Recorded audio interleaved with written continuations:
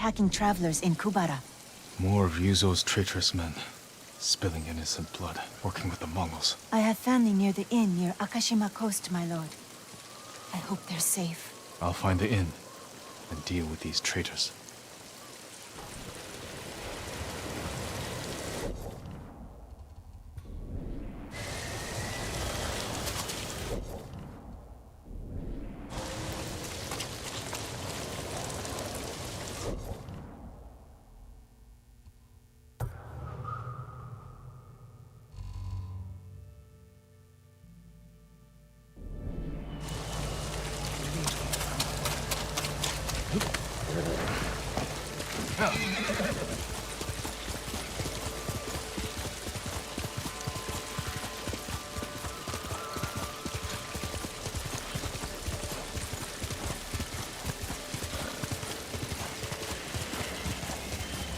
Stand and fight me!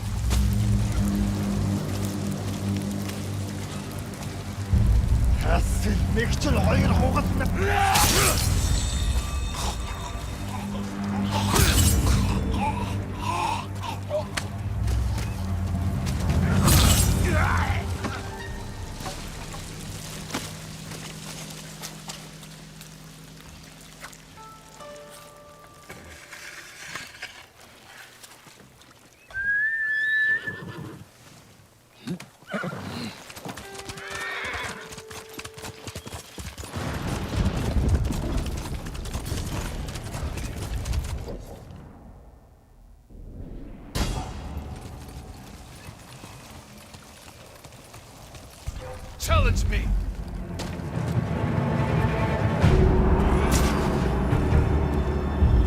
Du ergilts Utsuhen samurai.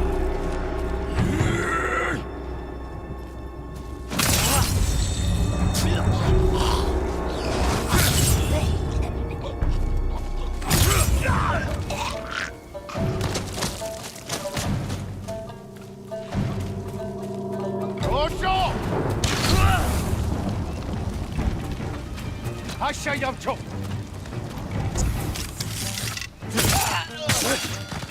Doşo! Doşo!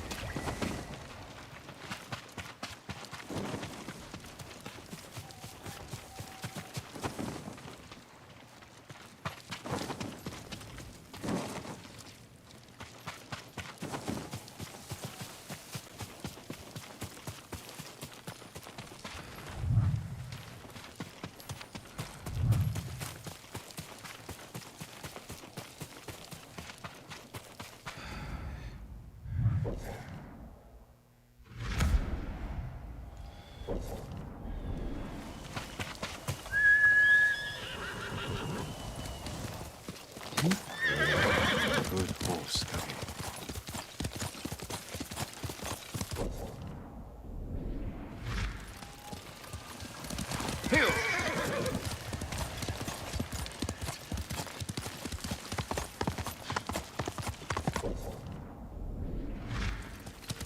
Master, Kage.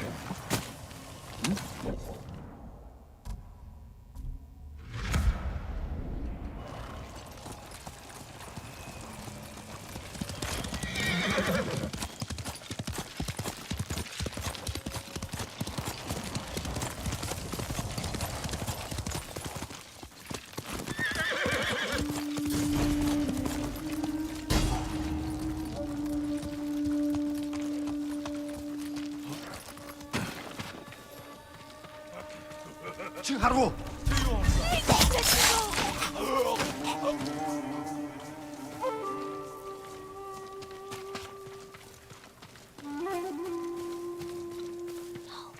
They'll see us.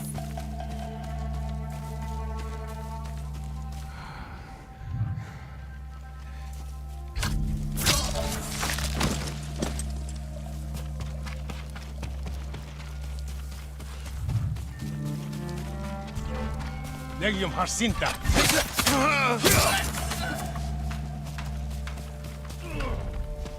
어찌 베리.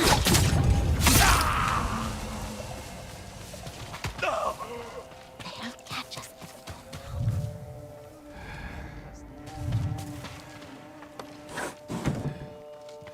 칭하루.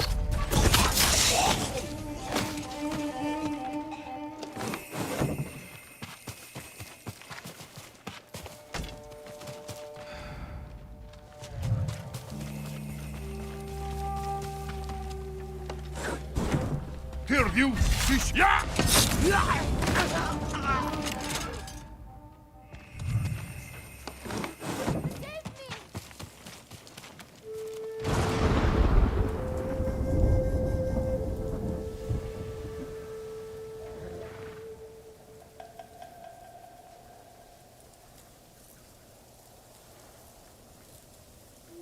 Free me!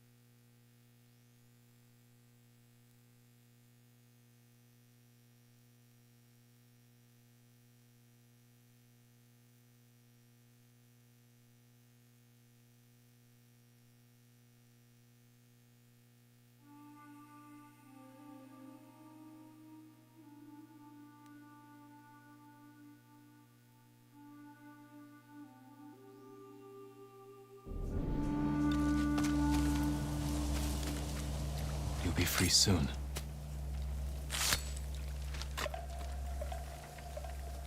This is a miracle. You're safe now.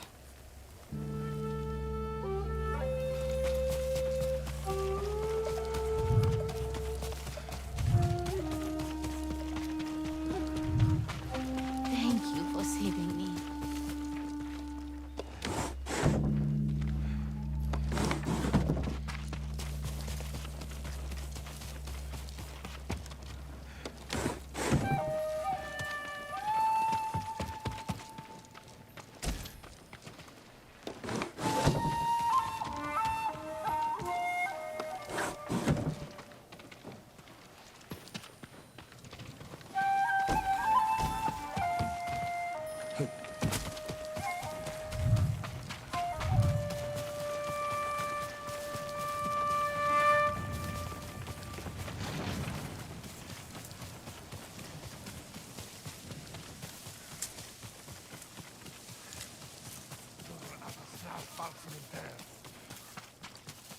Hui! Harvo! Yakai! Cha! Dosho! Dosho!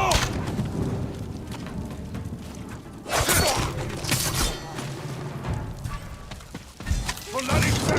Dosho!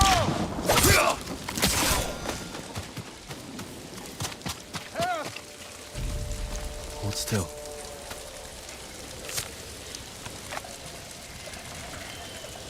Finally. Thank you, my lord. Go. And stay safe.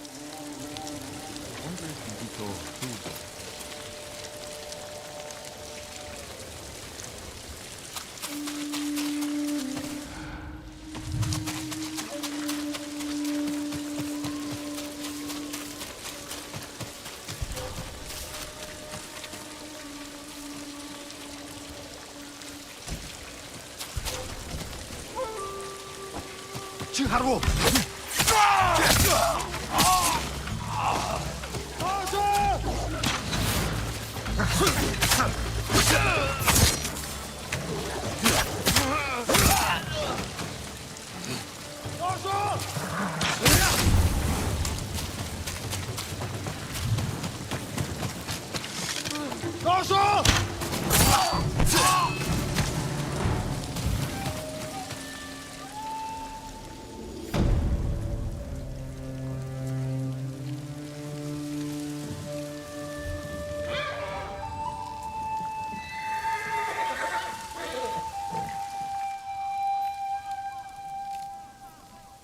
Can't.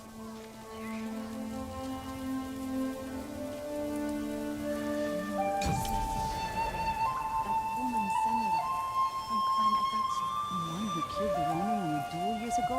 Yes, a huge Ronin with 2 blades. Yes, and everyone was afraid to fight him, except Lady Masako. that's who Mizu saw. Fighting that alongside.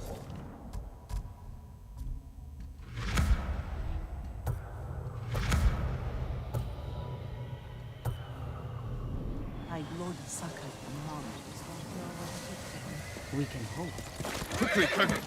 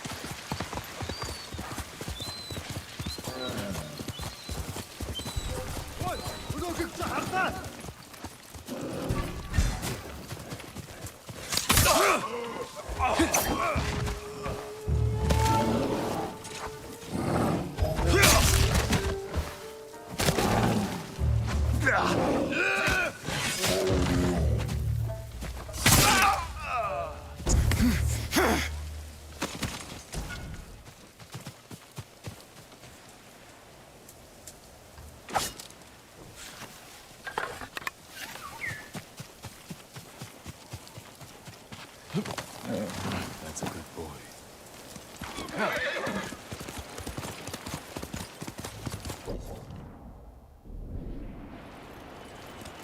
Faster, Kage!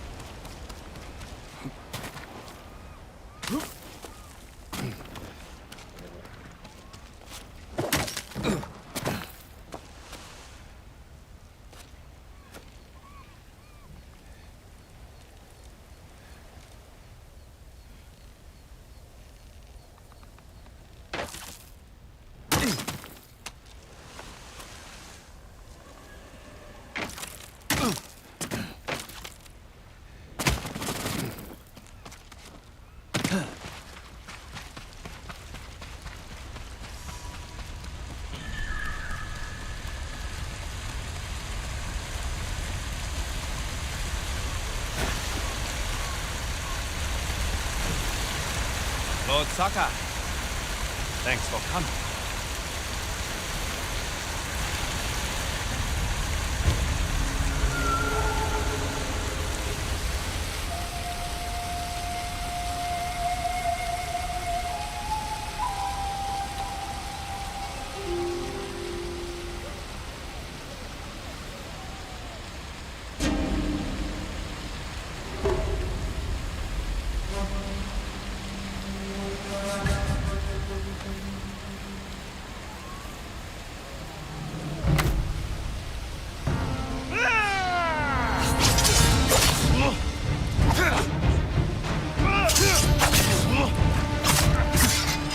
I hope you understand.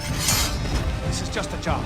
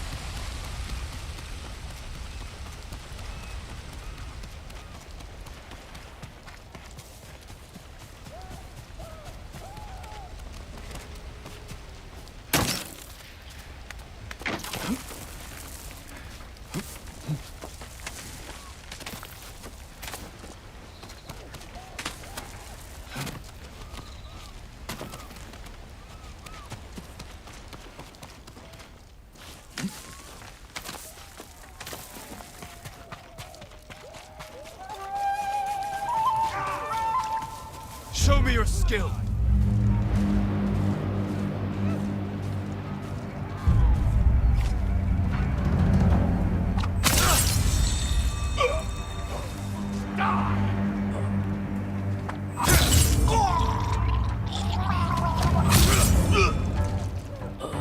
Ronin are slaughtering those people.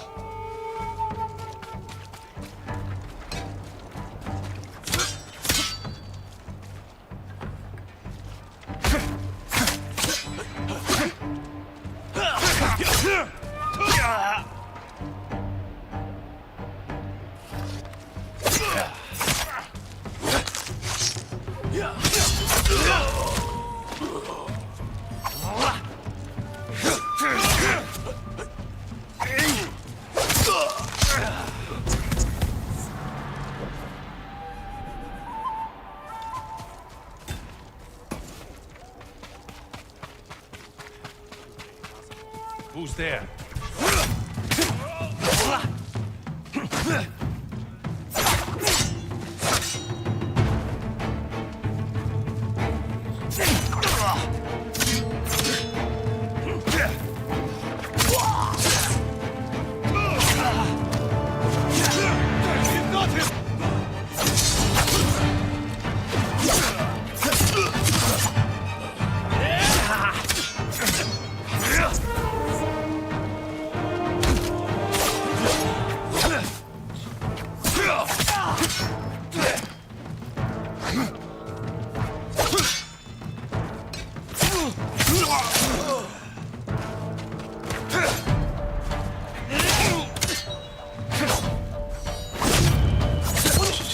The survivors.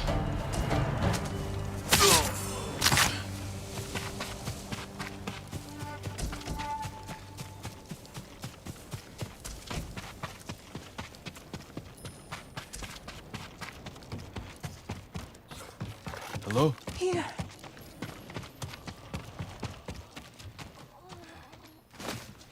Save your strength. My lord. Help. Why did the Ronin attack? I don't know. They forced the men here to go with them. They took my husband, Oda. Do you know where they went? They talked about going to a gorge in the north. Please, save my Oda.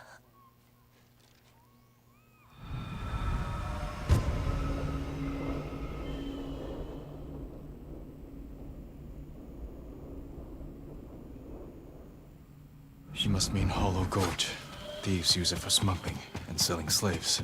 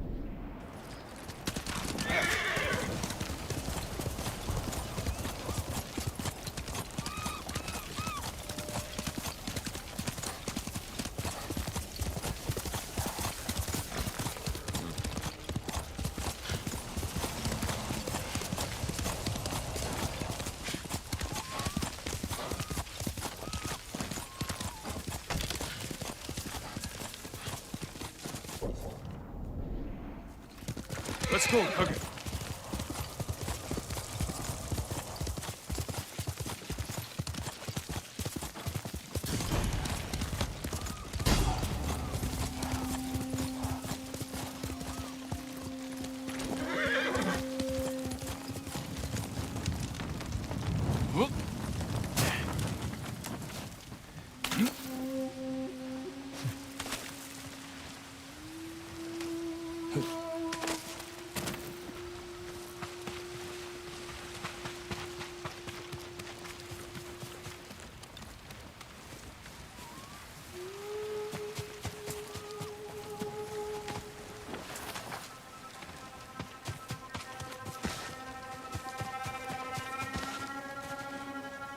Stand and fight!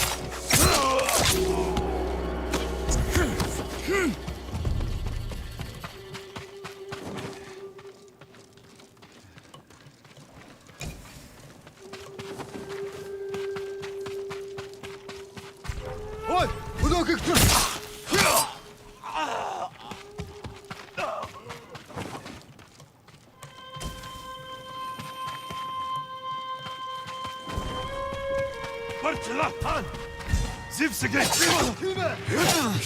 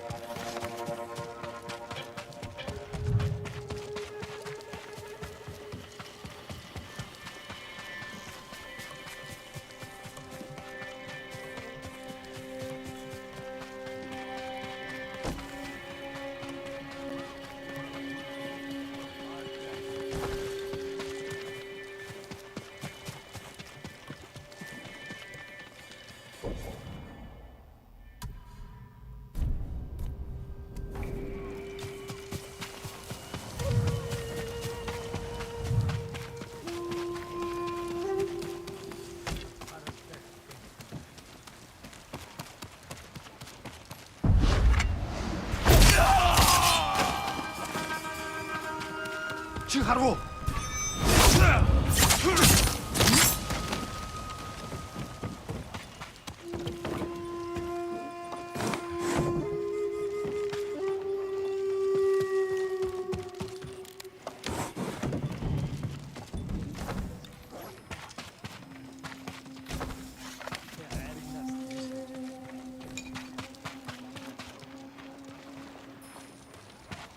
하루.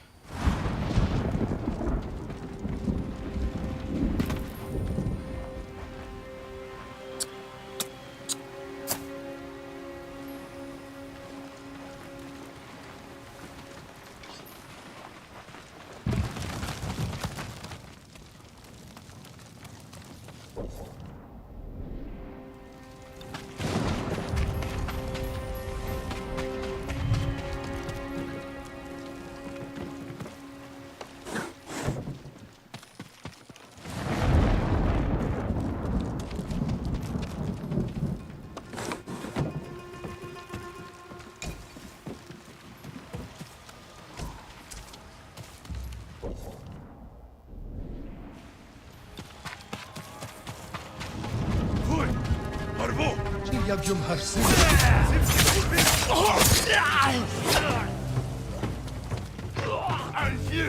Zaten.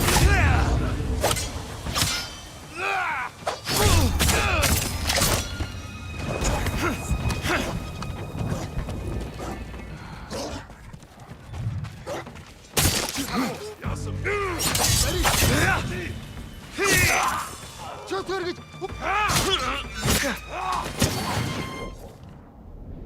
Doşo Turgil.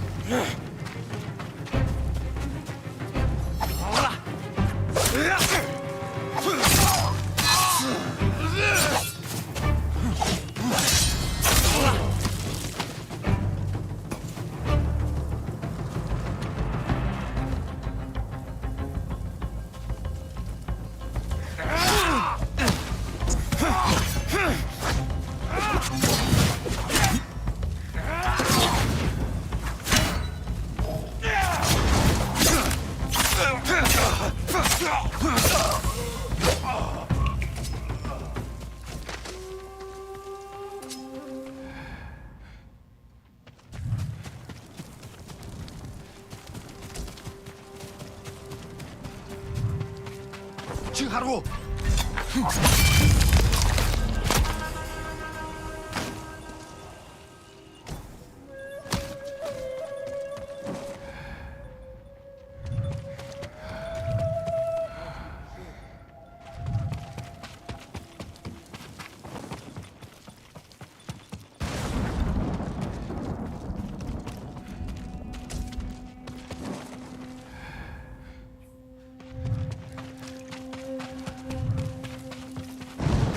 하루.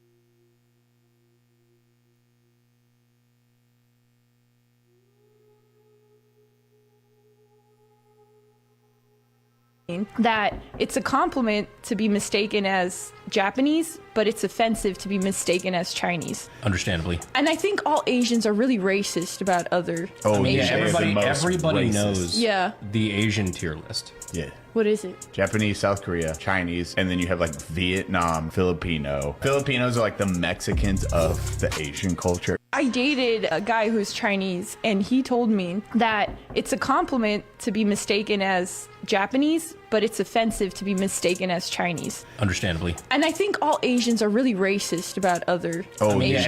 yeah, Everybody knows Yeah. the Asian tier list. Yeah. What is it? Japanese, South Korea, Chinese, and then you have like Vietnam, Filipino. Filipinos are like the Mexicans of the Asian culture. I dated a guy who's Chinese, and he told me that it's a compliment to be mistaken as Japanese, but it's offensive to be mistaken as Chinese. Understandably. And I think all Asians are really racist about other Oh, Asians. yeah, Everybody knows Yeah. the Asian tier list. Yeah. What is it? Japanese, South Korea, Chinese, and then you have like Vietnam, Filipino. Filipinos are like the Mexicans of the Asian culture. I dated a guy who's Chinese, and he told me that it's a compliment to be mistaken as Japanese, but it's offensive to be mistaken as Chinese. Understandably. And I think all Asians are really racist about other Oh, Asians. yeah, Everybody knows Yeah. the Asian tier list. Yeah. What is it? Japanese, South Korea, Chinese, and then you have like Vietnam, Filipino. Filipinos are like the Mexicans of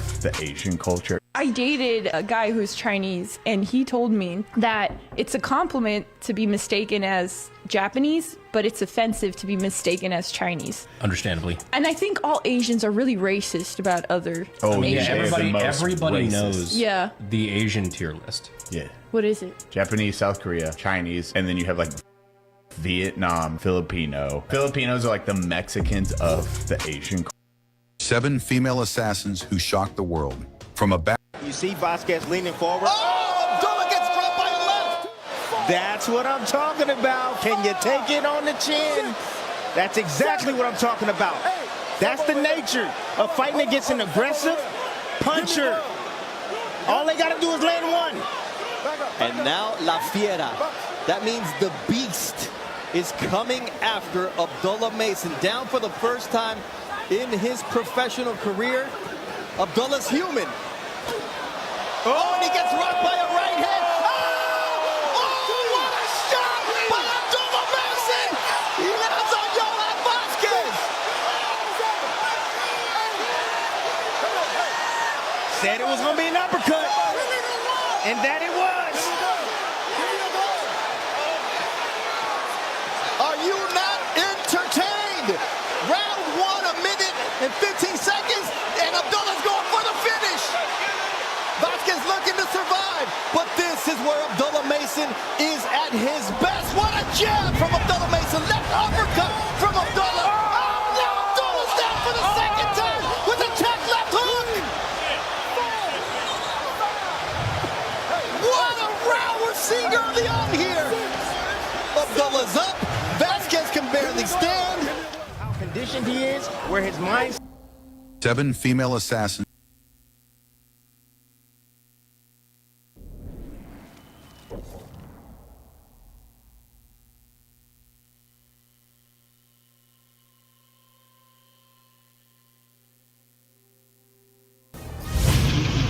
Pinuntahan ng mga SWAT at pulis ang bahay na ito sa Ormoc City. Inaresto nila ang isang lolong na sangkot sa pamamaril sa lugar. Siya si alias Domeng, isang contractor. Ayon sa Ormoc Police, nabaril ni Domeng sa bahay ang biktimang si Jake, driver ng anak ni Domeng. Bago ang insidente, pinagsabihan ni Domeng ang biktima na huwag pupunta sa bahay niya nang walang paalam. Pero kanina, nagpunta sa bahay si Jake. Inutusan kasi siya ng anak ni Domeng na kunin ang mga gamit nito. Inabutan siya na bakit ka numuha ng gamit. Hindi na gustuhan na kaya niya. Kahit apat ang tumamang bala kay Jake, stable na siya sa ngayon sa hospital. Personal na galit ang tinitingnang motibo sa krimen.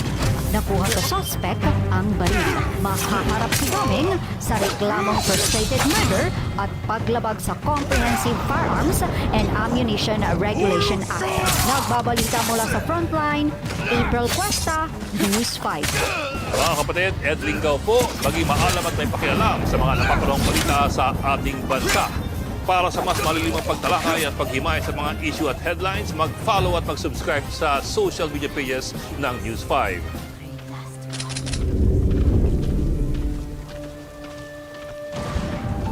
Nagdilim ang paningin ng isang kontraktor sa Ormoc City.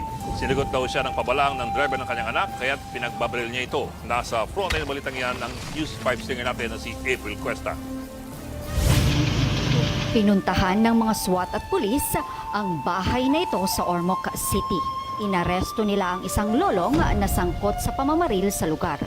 Siya Nag-aalok ang mga Mexican drug cartels ng pabuya para sa mga individual na makakapatay ng mga ICE at CBP agents.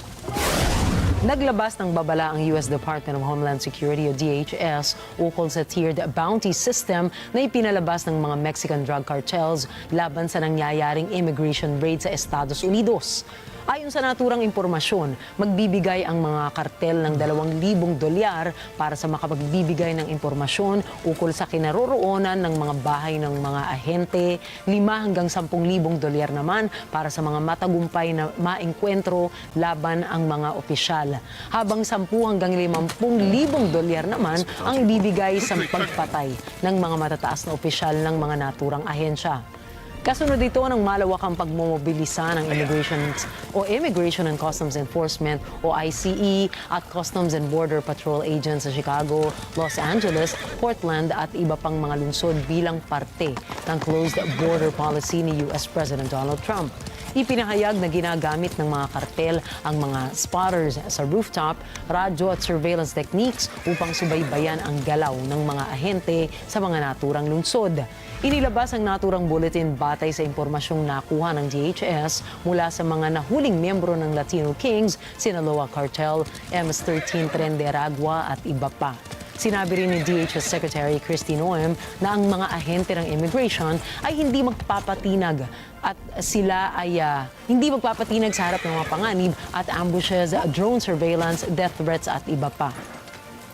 So we're hardening all of our buildings and making sure that we have more security measures, snipers on the roof, people to protect our law enforcement while they're out there on the streets. But what I'm also doing, sir, is and with your authority is we're purchasing more buildings in Chicago to operate out of. We're going to not back off. In fact, we're doubling down and we're going to be in more parts of Chicago in response to the people there. And then I was there a few days ago and looked at some facilities that we can deploy more law enforcement out of.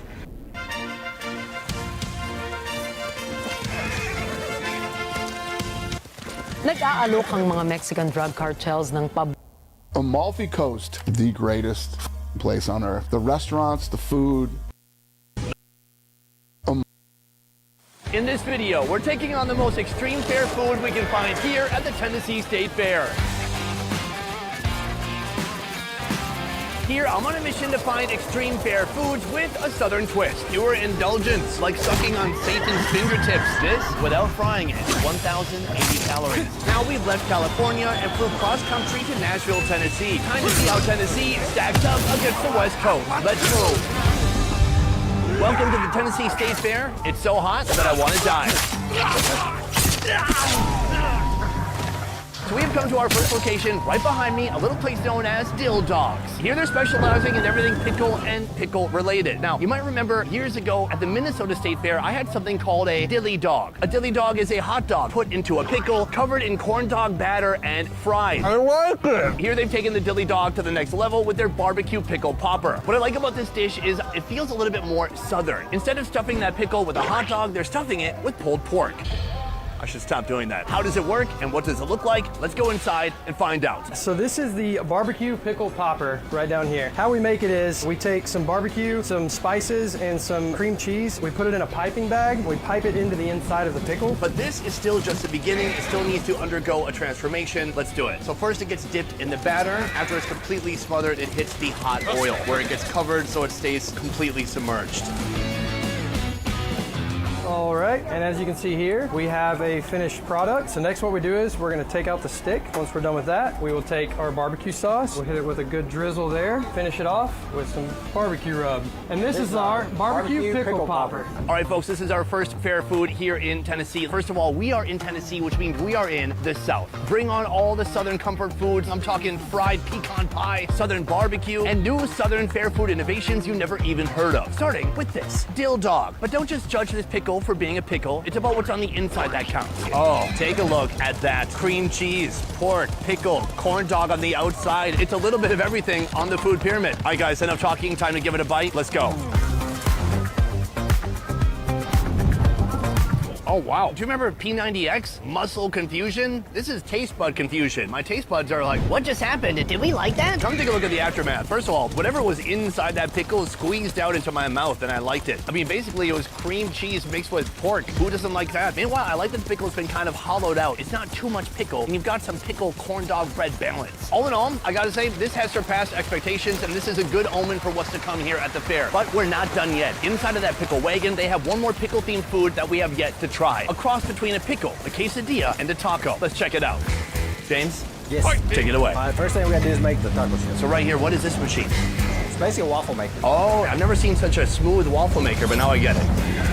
First, the cheese goes on. Ooh, cheese is melting quick. And a whole layer of pickles going on. Hold it down, and wait. All right, time has passed. Right now you can see it's brown slightly around the edges. He moves it into the taco tray. And this is where that quesadilla shell is gonna set. Next up, a little bit of pulled pork, doused in barbecue sauce and some seasoning. From there, he fills the quesadilla with pulled pork, coleslaw, and a touch of pico de gallo. And he finishes it with a cilantro lime sauce. This is how you make our picadilla pork taco. Grilled quesadilla, difficulty level pickle. In this case, it seems like they've made it happen, and it is very inventive. When he described it to me, I thought I misheard him, but when I saw it being made, it all came together, and it all made sense. There's a beautiful brown, crispy shell on the outside, and then tons of delicious fillings on the inside. This looks dang delicious. And this is something you're not gonna find at any other state fair, because these guys literally just invented it yesterday. Nobody's had time to steal it yet. If you didn't know, in the world of state fairs, one person comes up with a good idea, like fried butter, and everybody else copies it immediately. But this is a half-baked idea that is fresh out the oven. Enough talking, there's nothing left to do but to give it a shot. Let's go. There's no escaping. They could go every road in and out of. That is dang delicious. It's pickly, but might I say, not too pickly. And the pickles are not out of place. Listen, Southern barbecue, it's got a lot of heavy, greasy meat, and then it has pickles. It creates balance. You know, I've waited a little bit too long, so the cheese is almost a little bit leathery, but man, I love the taste of the already molten cheese. It's not too crispy, it's not too soft, it's just the right texture to hold all the contents inside. I love the coleslaw, a little bit of mushy meatiness, a little bit of crunch. All in all, a surprisingly delicious treat, a fresh invention, and a great way to get started here at the Tennessee State Fair. We've got more to see. Let's keep moving. Behind me, a location known as Fried Fantasies and Frozen Favorites. Here, they're serving a State Fair classic funnel cake, but with a little bit of a twist. Usually a funnel cake, it's just gonna be a funnel cake. And on top, you could get strawberries or cherries. That's boring. Here, they have Nutella funnel cakes, cookies and cream, maple bacon, and the one that I'm gonna be trying in a moment, the red velvet funnel cake. Right now, we're gonna head inside to see exactly how it's made. Let's move. Right now, I am in the Fantasy Kitchen with Brandy, and she's gonna show us how to make a red velvet funnel cake. Let's get to it. She starts by pouring the special house-made red velvet batter right into piping hot oil. Can you tell me a little bit about the mix? Because usually everyone's used to seeing kind of a white, brownish type of funnel cake mix. This is our red velvet funnel cake mix. So that is why it is red. It almost has a pinkish tint. This also has the red velvet taste in the funnel cake, but as well, it gets an additional topping. After our funnel cake is fried to perfection, she lets the excess oil drip away. Then she tops it with an avalanche of powdered sugar and finishes with her grandma's secret homemade cream cheese icing. And that's how you make our red velvet funnel cake. All right, folks, right here we have the red velvet funnel cake, and let me tell you, this looks amazing. Right here, she's taken two things that are familiar but different, and she's brought them together. Funnel cake, red velvet cake. Boom. That is a love child right there. I would say there are two distinct things that stand out about the red velvet cake. First of all, that really soft, red, deep, moist cake. A cake that's red. Hold on, why is it red? With a red hue that comes from a reaction between natural cacao powder, buttermilk, and vinegar. Also, it can be turned red through the use of food coloring. Not that that's what they've done here. Aside from the red cake, you have that creamy frosting. Here, they have a cream cheese kind of dressing on top. It looks sweet and it looks incredible. Let's give it a shot. Oh my lord, that is a winner right there. Decadent, delicious, I love it. The best part is that an amateur, somebody who didn't care about their credibility, they would take a normal funnel cake batter and they would dye it red. Here, they have not done that. It really is reminiscent of a red velvet cake. It's thicker, it's heavier, it's got a different type of flavor, but then it has the perfect complement to that red velvet, which is this icing. It is perfectly sweet, but not over sweet on top. As you're eating this thing, it looks like hot Cheetos. It doesn't even look like cake. I'm very impressed by the thickness of this funnel cake. I'm also impressed that they use no funnels. It's new, it's innovative, it's different. Here, they are truly putting the fun in funnel cake. Let's keep moving. When I was a child, a movie came out called Fried Green Tomatoes. As someone from the north, my first thought was, ew. Today now, even at the age of 40, I have still never had the opportunity to try this dish until now. Behind me, a food truck called Fried Green Tomatoes. This is a local Tennessee food truck serving local Tennessee food. Tennessean? What do you call it, folks in Tennessee? Tennessean. It is Tennessean. A Tennessean just told me that. I have a lot of questions. First of all, tomatoes. I usually eat them when they're red. Why cook them when they're green? Second of all, how do you fry a tomato? It's kind of a wet, gloopy mess already. Let's head into the kitchen to find out. Boom! I'm in the kitchen right now with Tiffany. Tiffany is a fried green tomatoes expert, and I have never ever had this food in my life. Is this a traditional food here in Tennessee? It is. Not many places have them, but we are one of the few places at the fair that have them. Is this a food that you like personally? I don't eat anything green, and I don't like tomatoes, so I've never had a fried green tomato. All right, I'm feeling good. That's quite the testimonial there. Let's get into the recipe. Start by coating thick slices of green tomato in their proprietary seasoning blend, a combination of flour and spices. I don't even know what goes into it. After that, dip them in a buttermilk cornmeal batter. Follow with another layer of seasoned flour. Wow, so those are really caked. Then fry until golden brown. Ooh, already they are rising to the top. Transfer to parchment paper to drain the excess oil. And finally, serve with a side of creamy white sauce. And that's how we make our fried green tomatoes.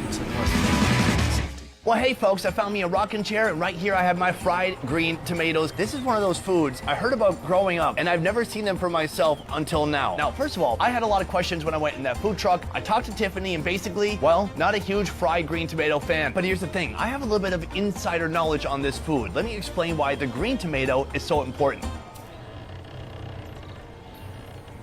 Green tomatoes are less juicy and more tart than ripe red ones, so they hold their shape during frying and develop a tangy, slightly sour flavor that balances the crunchy coating. It's kind of obvious when you think about it. So instead of having a big, sloppy red fried tomato, which would be basically impossible, you have an underripe, very green, more dry, more dense green tomato, and that is the result you see right here.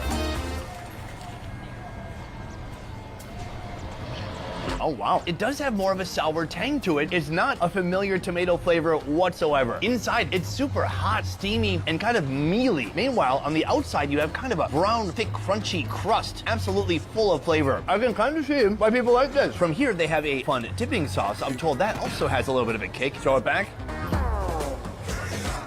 Oh, it's ranch. Got it. A little mayonnaise-y, creamy. It's nice. It kind of cools down the intense seasoning you're getting from that batter around the tomato. Here's what I like about this food. I'm from Minnesota, and you will not find this food in Minnesota. Over the last 50 years, the USA has become so corporatized that every city has the same 20 restaurants. So around the USA, cities are becoming more and more alike every day, especially when it comes to food. But this is something that still hasn't really left this region, and certainly not something I even had the opportunity to try growing up. That said, do I like it? I think it's fun. I get why people like it. It feels like food that comes with a hit of nostalgia. So this is one classic Southern food they are serving up in that truck, but they have one more we've yet to see. Catfish. Let's go take a look. All right, so now we're gonna make a catfish sandwich here. We usually do 2 to 3 filet pieces. We are gonna batter it in Zatarans.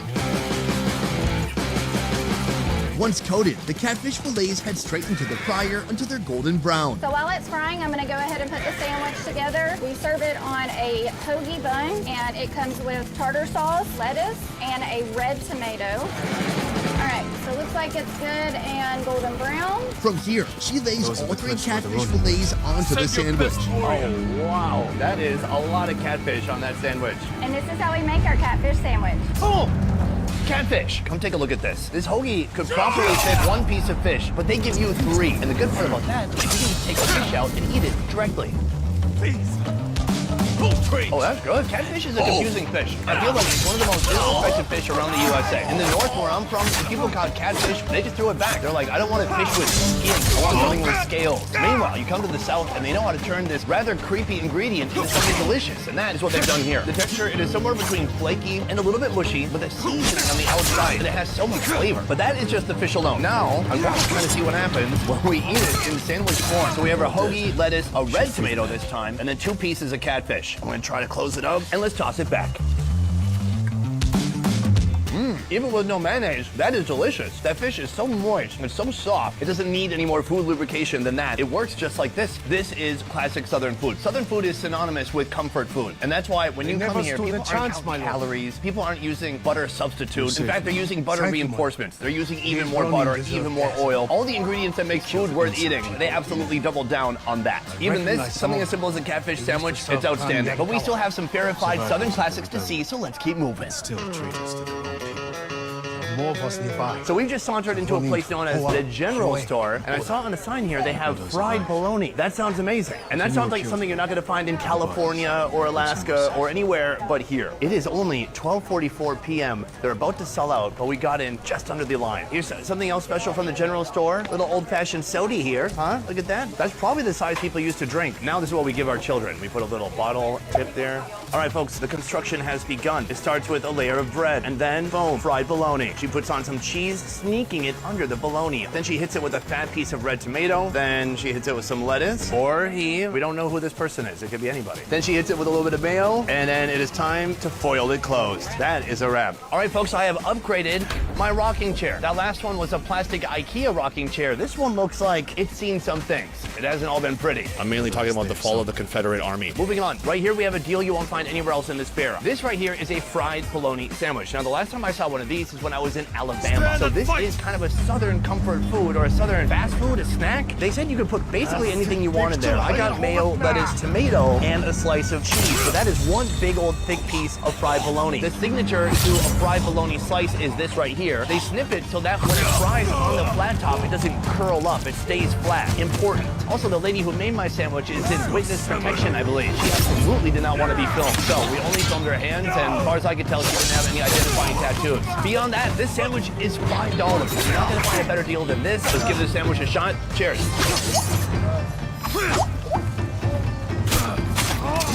Oh, dear Lord. It's like Mima used to make. I don't know how to explain it. It doesn't really feel like a fair food. It just feels like I went to somebody's house in the South and they picked me up a quick snack, and that's it right here. I mean, bologna. What even is bologna? Bologna is like all the weird odds and ends to the pig. Little bits of tails, knees, elbows, lips, and armpits. All of that tossed into a blender. And it's bologna. It has a high fat content, and that's why it's good to throw it on a flat top and fry it. And then that's why it's even better to mix it with some other ingredients like this lettuce, tomato, and mayo. Let's try another bite. That's right. Fatty, porky, delicious processed meat. When you hear doctors talking about eating too much processed meat will kill you, they're literally talking about this. And I don't care. Wash it down with a little bit of Coke.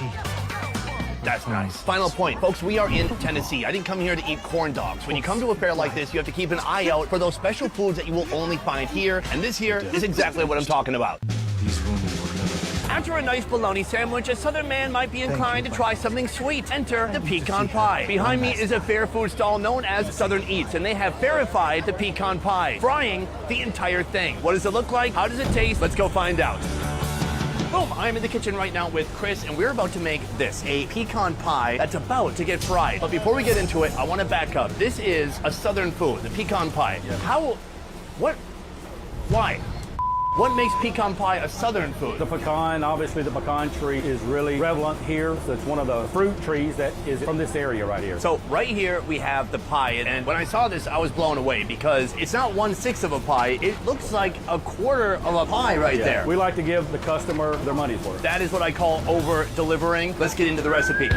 Chris starts by dipping a quarter of a pecan pie into a light homemade funnel cake batter. He fries it for 4 minutes until golden crispy.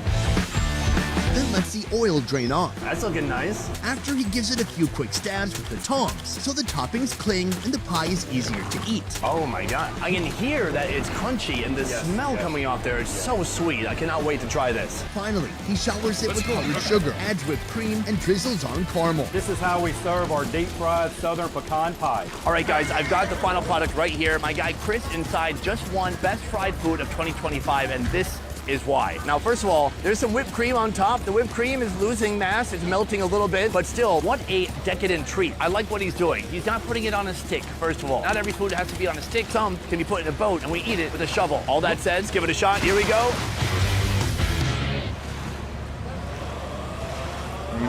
Oh man, who knew pecan pie could get even more decadent, even more sweet, and even more satisfying? All the dopamine receptors in my brain are firing on all cylinders. That is something else. An amazing mix of crunchy, pancakey batter, big satisfying chunks of pecan, plus that filling, all smothered in these sweet toppings. That is, in one word, scrumptious. Come on, fight! Yes, please. Pure indulgence, like sucking on Satan's fingertips. I've never felt so much guilt and pleasure at the same time. This is like a pecan pie glow-up. For me, my version of a glow-up was being really fat and losing 100 pounds. For this pecan pie, its version of a glow-up was gaining 1,000 calories.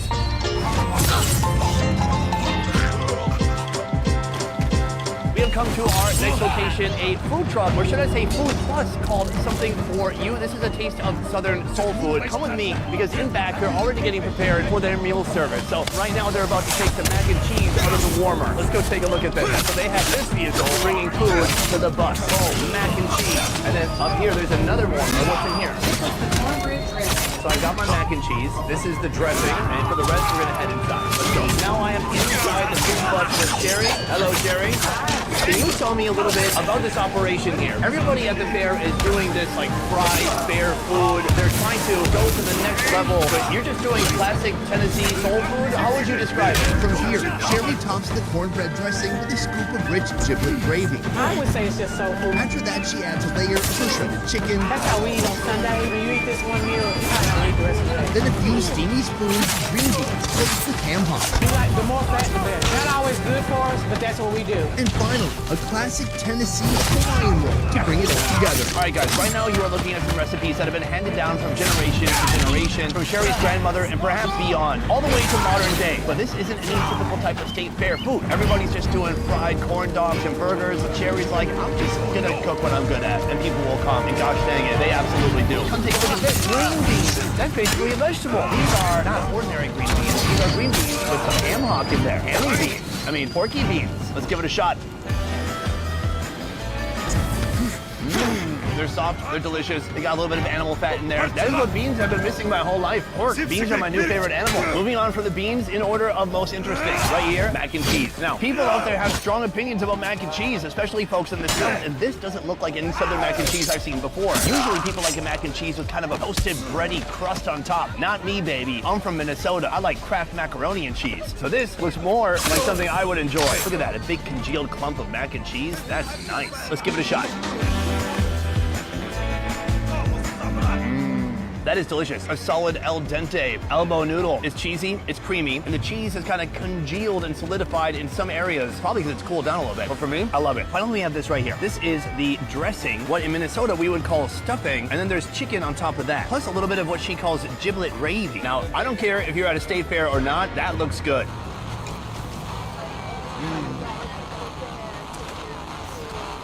That's really nice.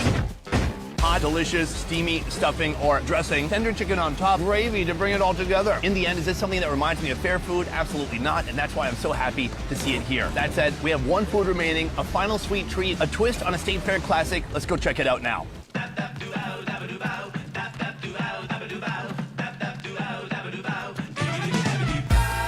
Right now, I am in the donut wagon with Laura. Laura, what do you call it? This is Kirby's Mini Donuts. Today, I want to get schooled on how to make French toast and bacon mini donuts. Two breakfast items I love. Let's see how they come together when it comes to mini donuts, starting with the donuts. All right, well, what we're going to do is we go ahead and make our batter, drop it in our hopper here, and then it's extruded down into our shortening that is made just for this donut maker. And then what we're going to do is wait for them to float down just a tiny bit.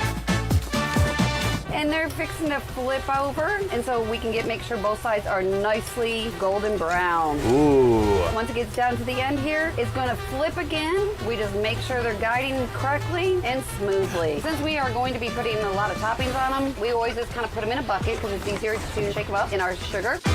And then pour them right into our tray. And then we're gonna just put a little maple icing on it so the bacon sticks nicely to everything. And then fresh bacon, generously topped. Of course, you can't have French toast without some syrup, so we're gonna put a little syrup on the side. And that's how we make our French toast and bacon mini donuts. Boom! It's our last food, and there's no better way to end than with breakfast, is what I always say. Guys, there's so many different donuts to choose from. First of all, come take a look at this table. You could get donuts and icing. You could get sugar donuts. You could get Oreo donuts. You could get cookies and cream donuts. You could get Fruity Pebble donuts. You could get Boston cream donuts. You could, oh, hold on, what's this? A sign that has to tell people not to eat the donuts, which are at least 12 days old. Fun that that's needed. These are indeed not free samples. These are examples of the foods that you can order here, including this right here, French toast and bacon. I tried to make it sound more French. Here we have layers of miniature donuts. Now, mini donuts on their own, already really yummy. But here, they've layered them like nachos. I'm gonna have a conservative amount of bacon to start out with, like someone who's just kind of Muslim. Let's give it a shot.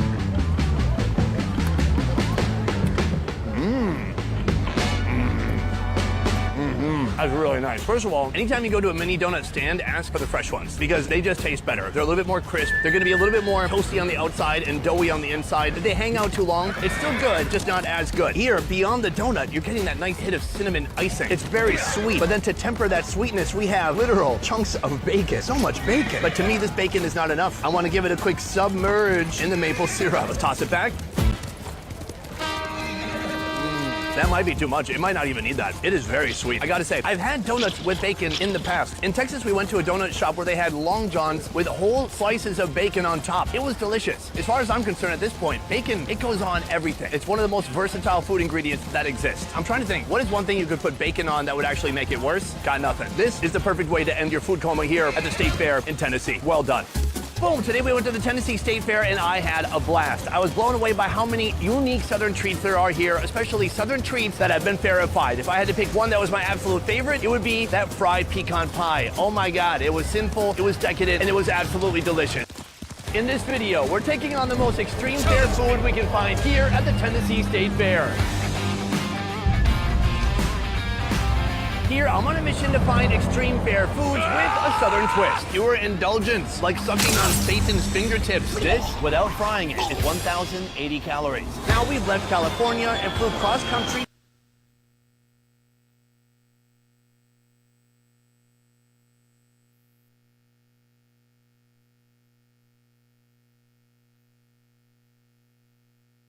Ari ni ultra-bilyonaryo Manny Villar.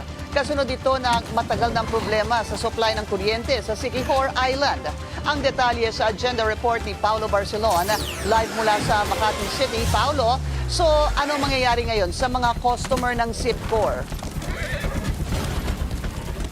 Pinky, may kuryente pa rin ang mga asahan ng mga customers sa Siquijor dahil sinalo na ng bagong kumpanya na Total Power ang operasyon ng kuryente sa Siquijor. Yan ay matapos ipag-utos ng Energy Regulatory Commission at ng National Electrification Administration ang pag-shutdown sa Sipcor plants kaninang alas 3 ng hapon.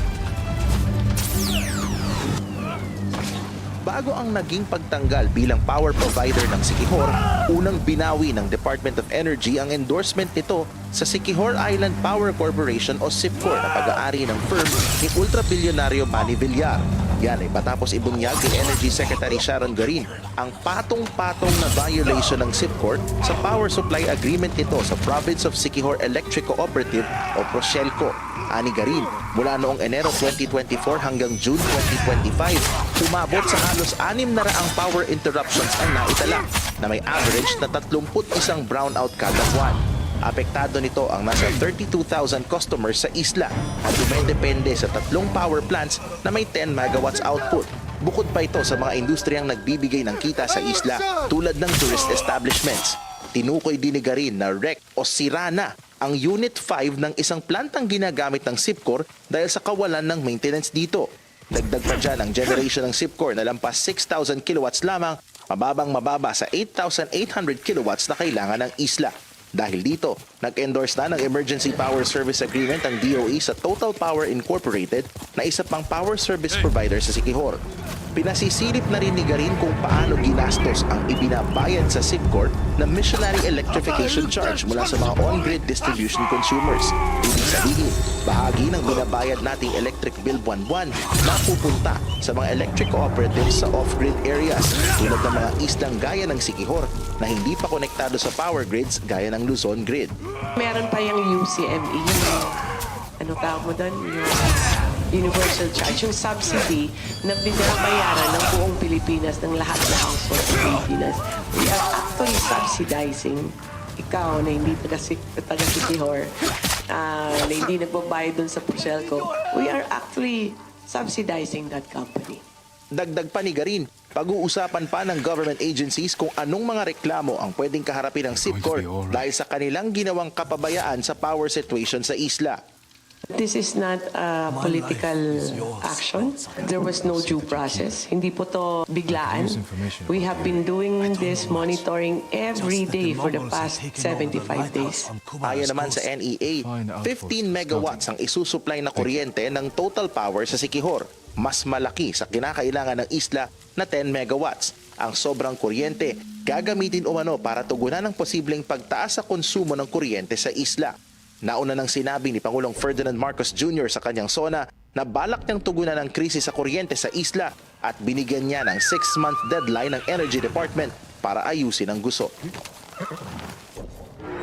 Pinky, dahil sa nangyari nga sa SIPCOR, panukala ngayon ng Department of Energy na magkaroon ng sistema na parang scorecard baga para silipin yung capability ng isang power company na magserbisyo sa kanilang mga potential customers. At yan din yung panukala nilang maging gabay sa gobyerno sakaling pumasok ang government sa isang power deal katulad ng nangyari nga sa SIPCOR sa Siquijor. Sisilipin din ng ahensya nga yung power agreement sa ibang off-grid areas, no? Tulad ng Palawan at ng Camotes Island sa Cebu.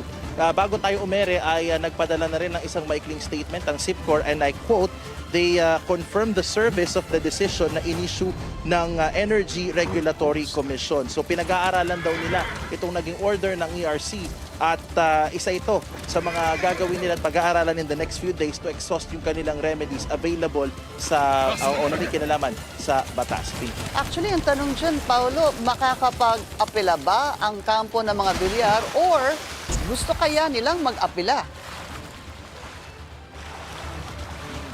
Well, kung gusto nila mag-apela, Pinky, yan ay nasa sa desisyon na ng SI Power, no? Pero sabi din naman nila sa kanilang statement that they will exhaust all remedies available to them under the law. So doon pa lamang may willingness na sila, Pinky, na apelahin itong desisyon na to sa korte. Kasi natanong natin kanina si Secretary Garin, ang sabi niya mukhang korte na yung next destination para sa appeal na yan. So abangan na lang natin ang pagpapaliwanag ng SIPCOR at ng ERC sa husgado kung paano ito masesettle itong ang naging order sa Siquijor.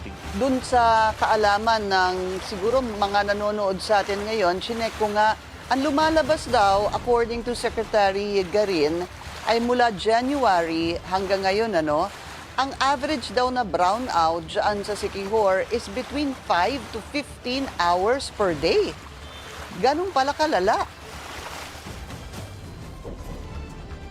Tama, Pinky, at may a-attribute yan sa iba't ibang factors. Una na dyan, yung generation capacity na na-mention kanina. Yung mga planta kasi ng SIPCOR, nasa 6,000 plus kilowatts yung supply. Pero ang pangangailangan, umaabot na ng 8,800. So doon pa lamang ay may pagkukulang na. Na-mention na din kanina ni Secretary Garin, Pinky, na pati yung maintenance ng planta nakakaligtaan. So yung Unit 5 ay nagkaroon na ng damage dahil sa poor maintenance. Yun yung sinight niya na report ng technical teams na pumunta mismo sa Siquijor. At kanina ngang hapon ay sinerve mismo ng ERC ni Chairman Francis Juan yung order dun sa mismong planta. So talagang dito pinapakita, Pinky, yung extent ng mga naging paglabag ng SIPCOR sa kanilang power supply agreement. May dagdag ko na rin, Pinky, dahil 25 years dapat yung power supply agreement na to. Sinimulan nito noong 2015, pero dahil nga sa nangyari 10 years na lang yung inabot na terminate na nga itong agreement, bagay na balak ng questionin ng SIPCOR sa korte. Bukod sa SIPCOR, Paolo, may iba pa bang power-related company sa mga bilyar? Yes, Pinky, sa Camotes Island sa Cebu ay mayroon ding power firm doon, ang pamilya Villar. At yun naman ay may 15-year na agreement sila with the national government to supply power doon sa Camotes Island sa Cebu. So dahil nga sa nangyari, Pinky, sisilipin din yung iba't ibang power agreements, not just in Camotes Island or dahil lamang pamilya Villar yung may hawak, Pinky, no? Pati yung iba't ibang off-grid areas, sisilipin na rin daw ng Department of Energy kung nakakapag-provide at natutupad yung usapan o yung agreement between the government at saka yung mga private power supply providers, Pinky. Malinaw yan kasi yung Camotes Island nga, sabi mo nga kanina, ay parte to dun sa tinatawag na off-grid. At magandang balita siguro yan na lahat na ng mga off-grid ay isa-isahin na at tingnan talaga ng gobyerno. Actually, hindi lang dapat yung mga off-grid pati yung hindi mga off-grid. Well, okay. Maraming salamat sa iyo, Paolo Barcelo. Nag-uulat ng live mula po dyan sa Makati City. Matapos ang isang dekada, binawi na ng gobyerno ang power supply agreement ng SIPCOR na pag-aari ni ultra-bilyonaryo Manny Villar. Kasunod ito na... Back at it again with the facts. Here's 50 amazing facts to blow your mind. Badgers and coyotes hunt together. One burrows and one runs fast so prey can't hide. The Mediterranean once dried up. Then, water from the Atlantic broke through, creating the Strait of Gibraltar, and refilled the entire basin within a couple of years or even months, according to the leading theory. The flow rate would have been more than 1,000 times more than the Amazon River today. The Marshallese used map charts made of sticks to navigate the Marshall Islands by canoe. They displayed the major ocean swell patterns and how the islands disrupted them. The charts are only interpretable by the makers who would memorize them before their voyages. They were used up until World War II. We got our understanding of diabetes and the first successful diabetes treatment from dogs. 85% of all gaming revenue comes from free-to-play games. These games are free up front and generate revenue through ads, in-game transactions, and optional purchases. Dan White, the man who assassinated Harvey Milk and the mayor of San Francisco,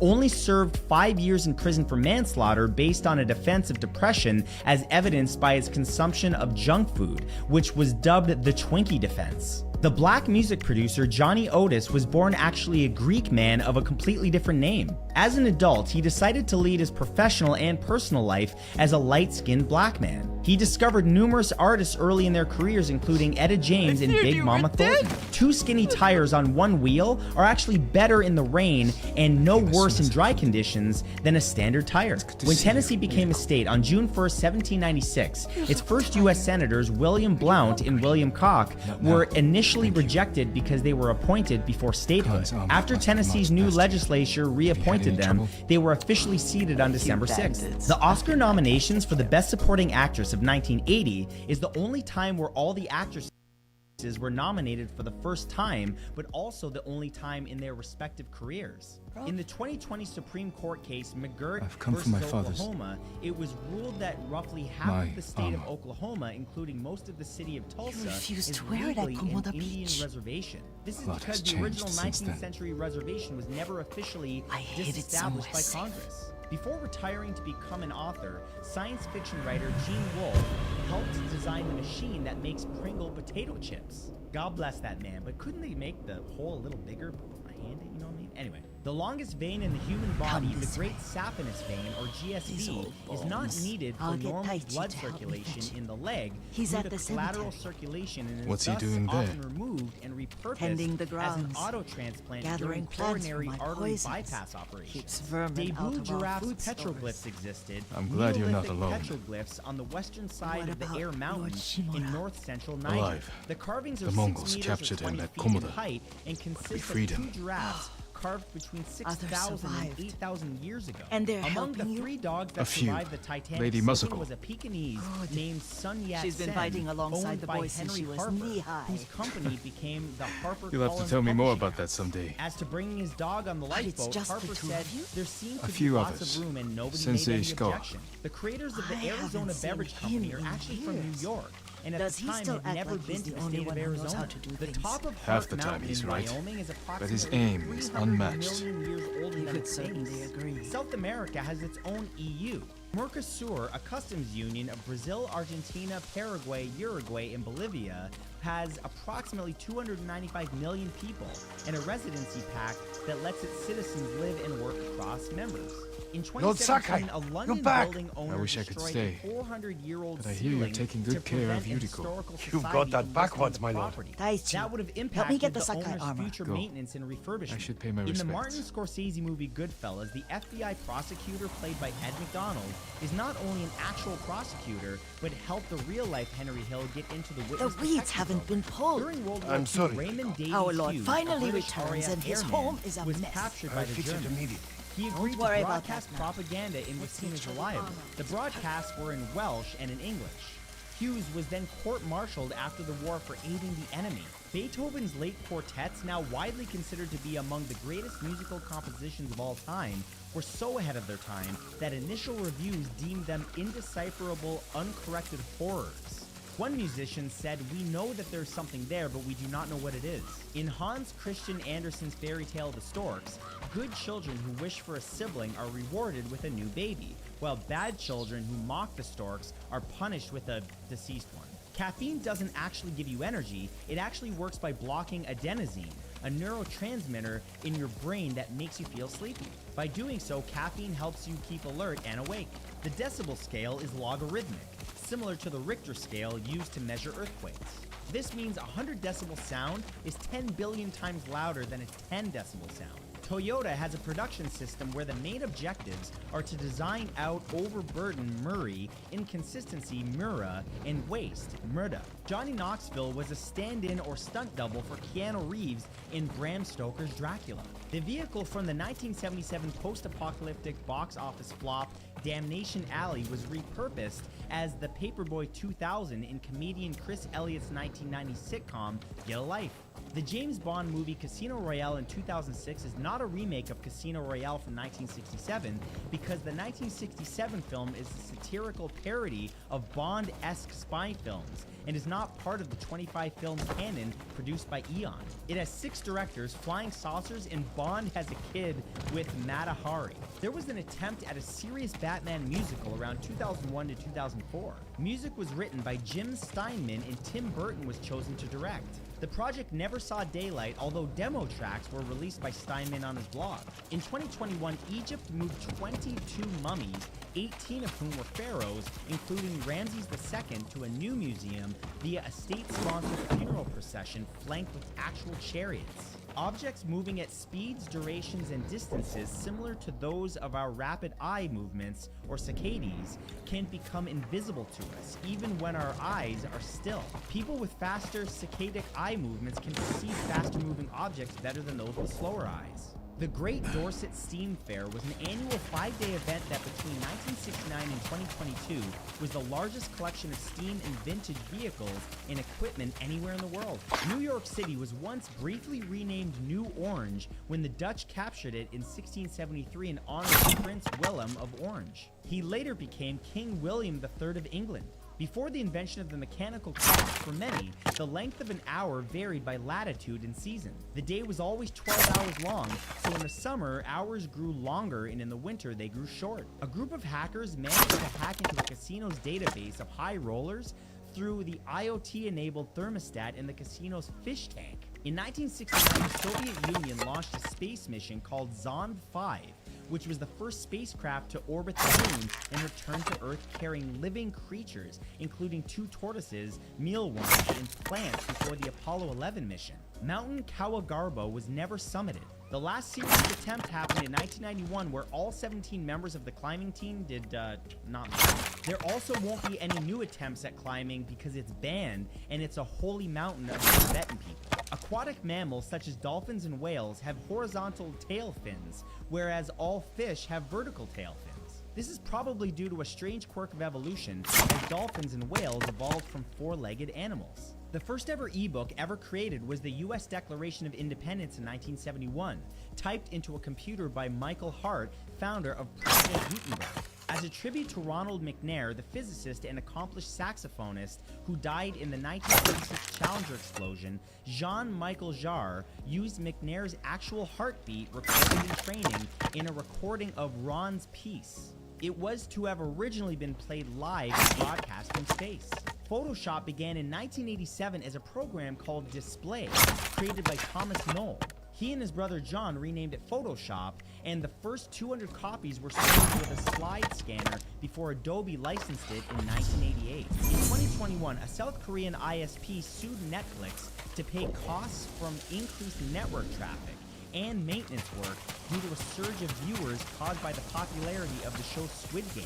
The network usage fee, according to the company SK, was 27.2 billion won, or $22.9 million. Dream reality confusion, or DRC, is a psychological term for when people have difficulty distinguishing dream experiences from waking memories. People can live their entire life believing events from their past actually happened, when indeed it was always just a dream from nothing more.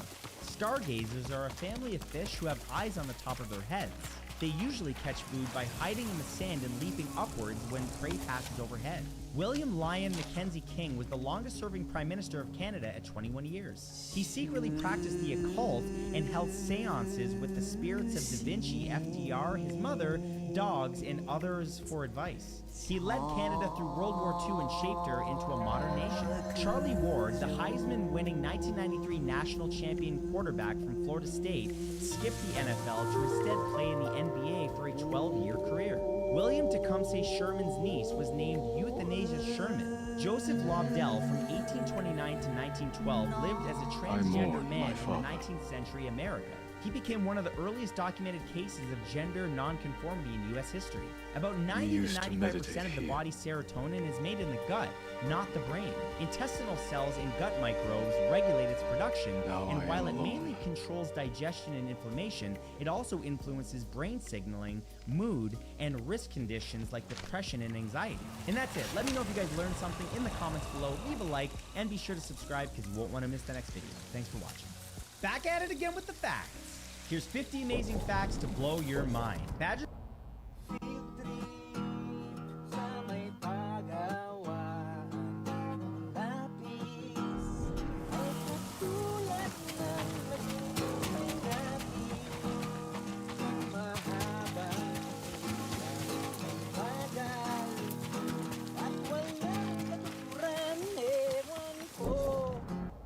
This is crazy. I bought myself out of my contract from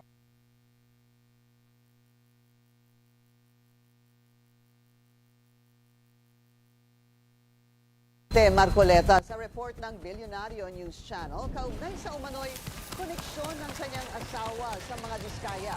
Yan ang agenda report ni Hannah T. live mula sa Senado. Hannah, ano ang pahayag ni Senator Marcoleta? Kanina sa plenaryo si Senator Rodante Marcoleta pero hindi nito binanggit yung naging report tungkol sa naging kaugnayan ng kanyang asawa sa mga insurance firm na nakatransaksyon ng mga diskaya at sa tweet binanatan nito si dating House Speaker Martin Romualdez.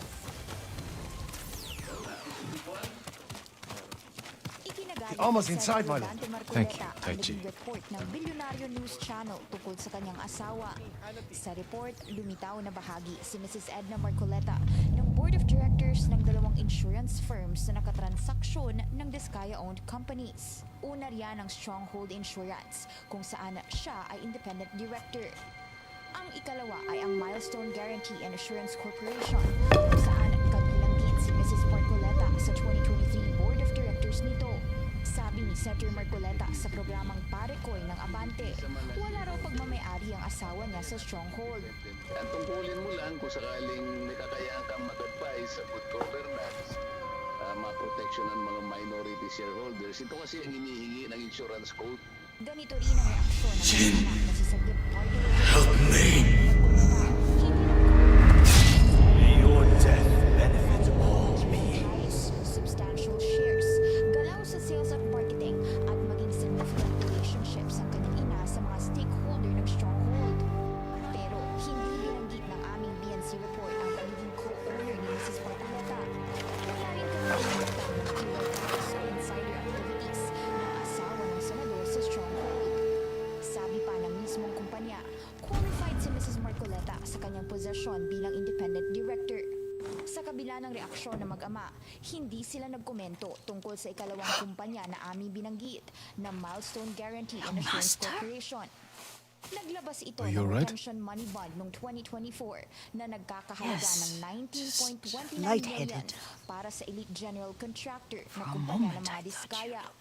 Ang bond ay kaugnay ng flood mitigation maintenance at construction ng road dike sa mag-asawang Tubig River sa Sitio Dique sa Nauhang Oriental, Mindoro na nasa 192.9 million ang halaga.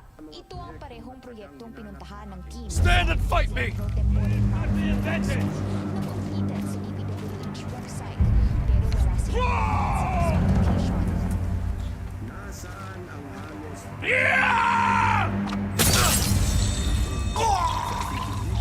Don't get away!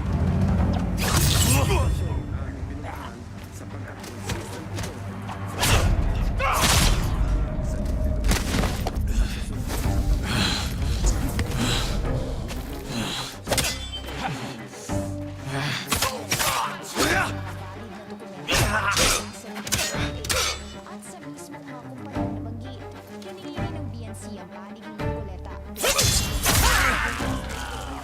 Yuriko! Bago ang pag-ere ng aming report kahapon, pero pareho silang no comment. Taliwas ito sa naging pahayag ng senador Lord sa Sakai. Paracord program ng Abante na hindi umano ito ginawa ng BNC. Are you alright? You butchered them. Is Yarikawa giving us trouble again? The Yarikawa rebellion was 20 years ago. Si Marcoleta Those ang men were with the bumanat Mongols. kay Romualdez. Of Pinangalanan course. Ni dating Senate Seeing President you Jesus like that. Escudero si Romualdez na siyang Still nasa shaken likod ng flood control scandal I sa need to bansa. catch my breath. Habang By the lake. nag-deliver ng speech si Your favorite Escudero, tree. spotted si VP Sara sa audience ng Senate plenary at Come. nakikinig ito. Ani Escudero, may script at sarsuela umanong dinisenyo para atakihin ng Senado. You said earlier sa you've been halip ng making mga miyembro poisons. ng House of Keeps the vermin out of our rice. Ang mga Can you make it kongresista raw ang stronger? may direktang kontrol Enough to sa kill a infra man? projects, No one kabilang deserves ang that. flood Can you control. do it? Matagal na anyang alam The ng effects in nakararami larger ng doses dating are si ugly. Romualdez ang ulo ng Oh, paglilimas sa my pondo ng lord. bayan. Katuwang si Ako Bicol Party List Representative Zal Dico. Sabi ni Escudero, siya umano ang sinisisi ni Romualdez dahil sa ginawa ng Pangulo na ilagay sa FLR o for later release ang malaking budget ng flood control ngayong taon, maging sa pagkakabasura ng impeachment kay VP Sara ay sa kanya rin sinisisi ng dating speaker. Pinagtataka ni Escudero na sa kabila ng mga pahayag ng mga Diskaya laban sa ilang kongresista at kay Romualdez, walang nangyari kundi mas pinanigan daw ang mga testimonya ng mga taga-DPWH na Sit with nagdidiin me sa a ilang moment. senador, kabilang na siya.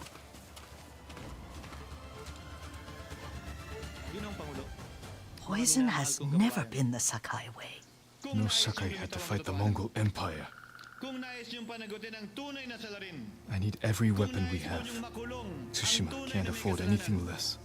huwag ninyong kampihan si Martin The Mongols have changed you, young master. Punitin natin ang script ni The Martin world Romualdez. has At changed. higit sa lahat, huwag magpadala, huwag My mother taught me about plants that heal, sa sarswela others that harm, na even nilalako kill. ni Martin Romualdez. But they must be consumed. Sabi How ni will you Marcoleta, poison the tila invaders? marami raw sa Senado Blowgun ang and natatakot kay dots. Romualdez at mukhang mas matapang I've pa read ang of their chief use by a Christ Genji witness warrior ng who Blue studied Ribbon with Committee monks na from si the Orly West. Guteza kaysa sa mga senador. Will you Siya help ang me? lumitaw sa pagdinig na naglaglag sa di umano'y cash deliveries sa bahay Promise ni me you'll Romualdez remain the at good man Co. I know. Pinaalala ni Marcoleta I na promise. isa ang layunin ng investigasyon ngayon ng Kongreso ang matukoy I've looked after kung your sino every ang need utang since your mother sa carried serye you. ng flood control scandal. I won't stop Pinky? now. Anak, nagsalita na ba si Romualdez tungkol All I dyan? need is something to make a blowgun. Used to be a lot of reeds on the other side of the lake, where the old fishermen lived. Remember? You and your little friend gathered them to make little boats. Ryuzo and I, we spent all day reenacting the Battle of Danora. Be careful, Jin. I've seen fires over there at night. Not sure who it is. Don't worry, I'll be back soon with reeds. At wala ring katotohanan. At I'll wait for you instead here. of answering daw yung mga serious accusation, sinabi ni Escudero ay ang ginawa raw ni Escudero ay pag-deflect at malinaw naman daw yung katotohanan na ang talumpati ni Escudero ay hindi tungkol sa pamamagitan kundi para isilin daw yung kanyang personal and defense at design daw itong performance na ito para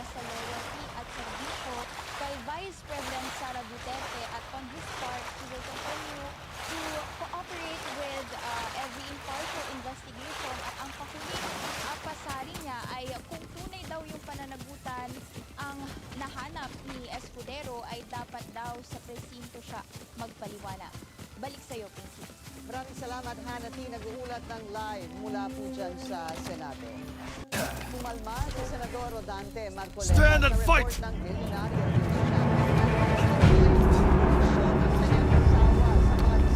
This will make for a grand story.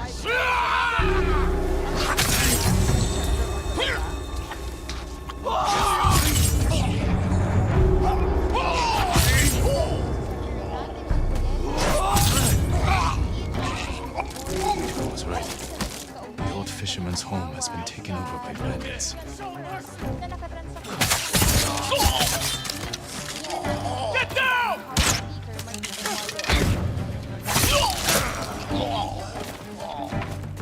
Ikinagalit ni Senator Rodante Marcoleta ang naging report ng Bilyonaryo News Channel tungkol sa kanyang asawa.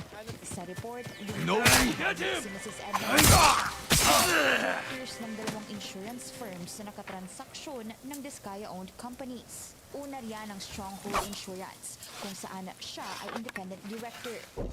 Ang ikalawa ay ang Milestone Guarantee and Assurance Corporation, kung saan kabilang din si Mrs. Marcoleta sa 2023 Board of Directors nito. Sabi ni Senator Marcoleta sa programang Parekoy ng Abante, wala raw pagmamayari ang asawa niya sa Stronghold. Ang tungkulin mo lang kung sakaling may kakayahan kang mag-advise sa the Japanese prisons, when you read how they operate. Umalma si Senador Rodante Marcoleta sa report ng Bilyonaryo News Channel kaugnay sa umano'y koneksyon ng kanyang asawa sa mga diskaya. Yan ang agenda report ni Hana T. live mula sa Senado. Hana, ano ang pahayag?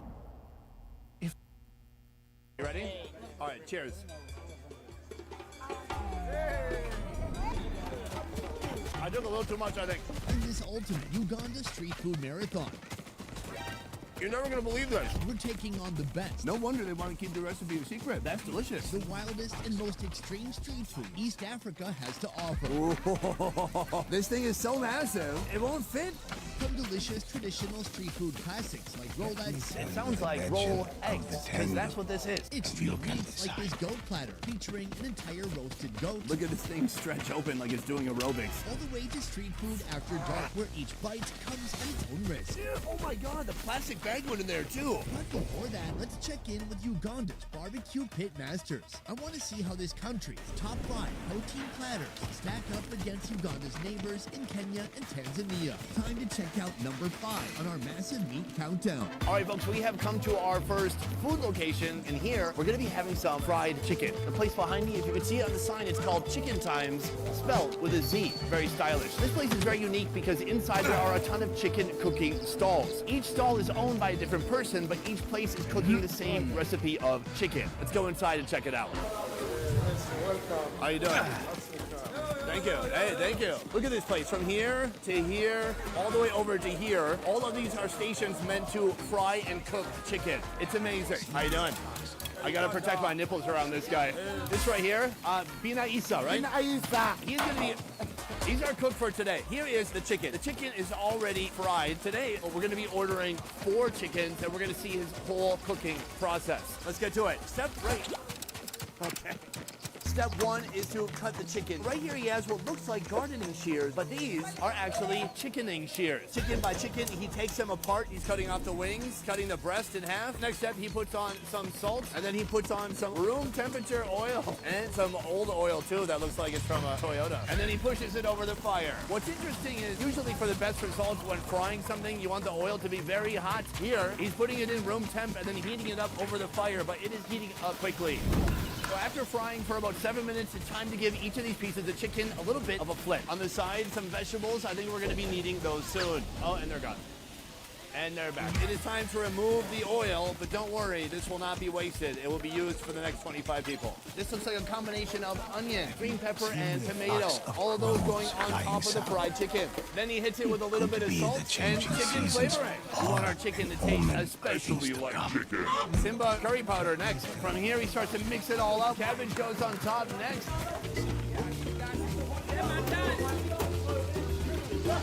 Now that the cabbage is cooked, the next step is to put in the chips, as they call it. And he unloads them onto our chicken tray. Wait, another bag? Double chips. 4 bags of chips. Oh, and then right here, we have our deadly weapon, the tomato sauce. And then he slides that over the fire again. This man's absolutely reckless. I'm not even sure he's following a recipe at this point. Just moments after the fries went in, it is already done. It's ready to eat? Yeah. All right, now let's eat. All right, folks, this is our first meal of the day. Our first meat on this meat tour. Meat 1 out of 5. Chicken. Chicken is a food that does not offend. Chicken can be eaten by everybody around the globe, even vegetarians, if they're hypocrites. Uh-oh. It is not a good sign if your chef cooks you food and then immediately flees the scene. What did he do to this chicken? They call it chicken and chips. And honestly, the most disconcerting part of this meal is the fact that they call it chips. Ugh. British influence. So you are supposed to eat this with your hands. Let's start with the fries. I wouldn't call that a French fry. I would call that a boiled potato. It's starchy, it's soft, it's soggy. Not bad. Texture-wise, not my favorite for a French fry, but the flavor, a lot of chicken flavor. We are not here for potatoes. We are here for the meat. That's a breast. And the breast is always the true test. It is looking a little bit dry, though. A little dry, a little chewy. Chicken breast is okay. In the USA, we're very clear about our chicken animal parts. Breast, wing, thigh, drumstick. No heads allowed. Here, they have a lot more parts. This thing has been cut down into 12 different pieces. Oh, the drumstick literally been dyed red from that tomato sauce. And then you've got some vegetation on there. Even though it's generally made the same at each of these places, everyone does it a little bit differently. Some people really stack on the cabbage. Some people just douse it in onion. Here, they don't go overboard with the vegetables, which I appreciate. Of course, they have the chicken seasoning and the curry and everything else they put in there. But what really makes this dish come together is the sugar from the tomato sauce. It is very sweet. In between chicken, cleanse the palate with a little bit of potato. Oh, right here we have a neck. You won't find that at KFC. Right. The old fisherman's home has been taken. Oh, that's legitimate. Crispy patty neck skin. I love it. It's a very interesting recipe because when he was making it, everything felt like it was happening at random. Like somebody some food at 3 a.m. with a half-empty pantry. But in the end, oh yeah, this is probably going to be our best bite right here. Thigh, we got some vegetation on there. That's perfect. Tender, succulent, sweet, salty. It's got everything going for it. In the end, do I like it? Absolutely. Ugandan fried chicken is just number 5 on our epic Ugandan meat list. Now moving on to Mongo, a dish once reserved only for royalty. We come to our second location, right behind me, a hole-in-the-wall restaurant known as Mama Winnie's Restaurant. Now, if you look above, you might think that this restaurant can cure your headache, fever, and acute aches and pains, but no more for paracetamol tablets. But one thing this restaurant can cure is your hunger. We have come here for something Oluwombo. It is a meat dish, and right now it's being prepared in the smallest kitchen I've ever seen. We are walking through the dining room, and now we're through the dining room. That was it. Now we're walking to the kitchen. Let's go take a look. Hello, ladies. Hello there. I'm trying to interact with her. Hi, how you doing? Okay. So this is not Winnie, but this is Mama Winnie because her daughter's name is Winnie. Mama Winnie. How you doing? Yes, Mama Winnie. Okay. She said yes. Luombo. Luombo. Can you show me? Meat. So right here you can see the luombo. All these full of beef. The luombo, it can be a leaf full of any type of meat. It could be fish, it could be chicken. Today we've got beef. And that is going to be our next meal. Oh, our second meat of the day, uolombo. But first, I'm going to need a little bit of help. Mama Winnie, could you please join me? I don't actually need help. I just want some company. Hi. Can you help me open this? See, I skipped that badge in Boy Scouts. She's unknotting it for me. And then, oh, Mama. Okay, not just Winnie or not just Mama. Together both. This looks incredible. This is a very simple preparation. There's beef, there's onion, there's tomato, there's salt, and there's a little bit of water. Beyond that, there is thyme. I think this gets a lot of time in the steamer, and that's what makes it turn nice, soft, and tender. It's like a beef broth that's developed in here. Oh, I was not expecting that. It's incredibly smoky. This meat is smoked before being put in the leaf to steam, so it's cooked in 2 different ways. This bite, it looks bone-free.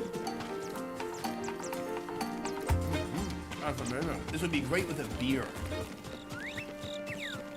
I was hoping somebody would hear me and run a beer over here, but they all just laughed instead. Ooh. We have the best part of this whole thing. It looks to be a beef rib. It is dark. It is oily.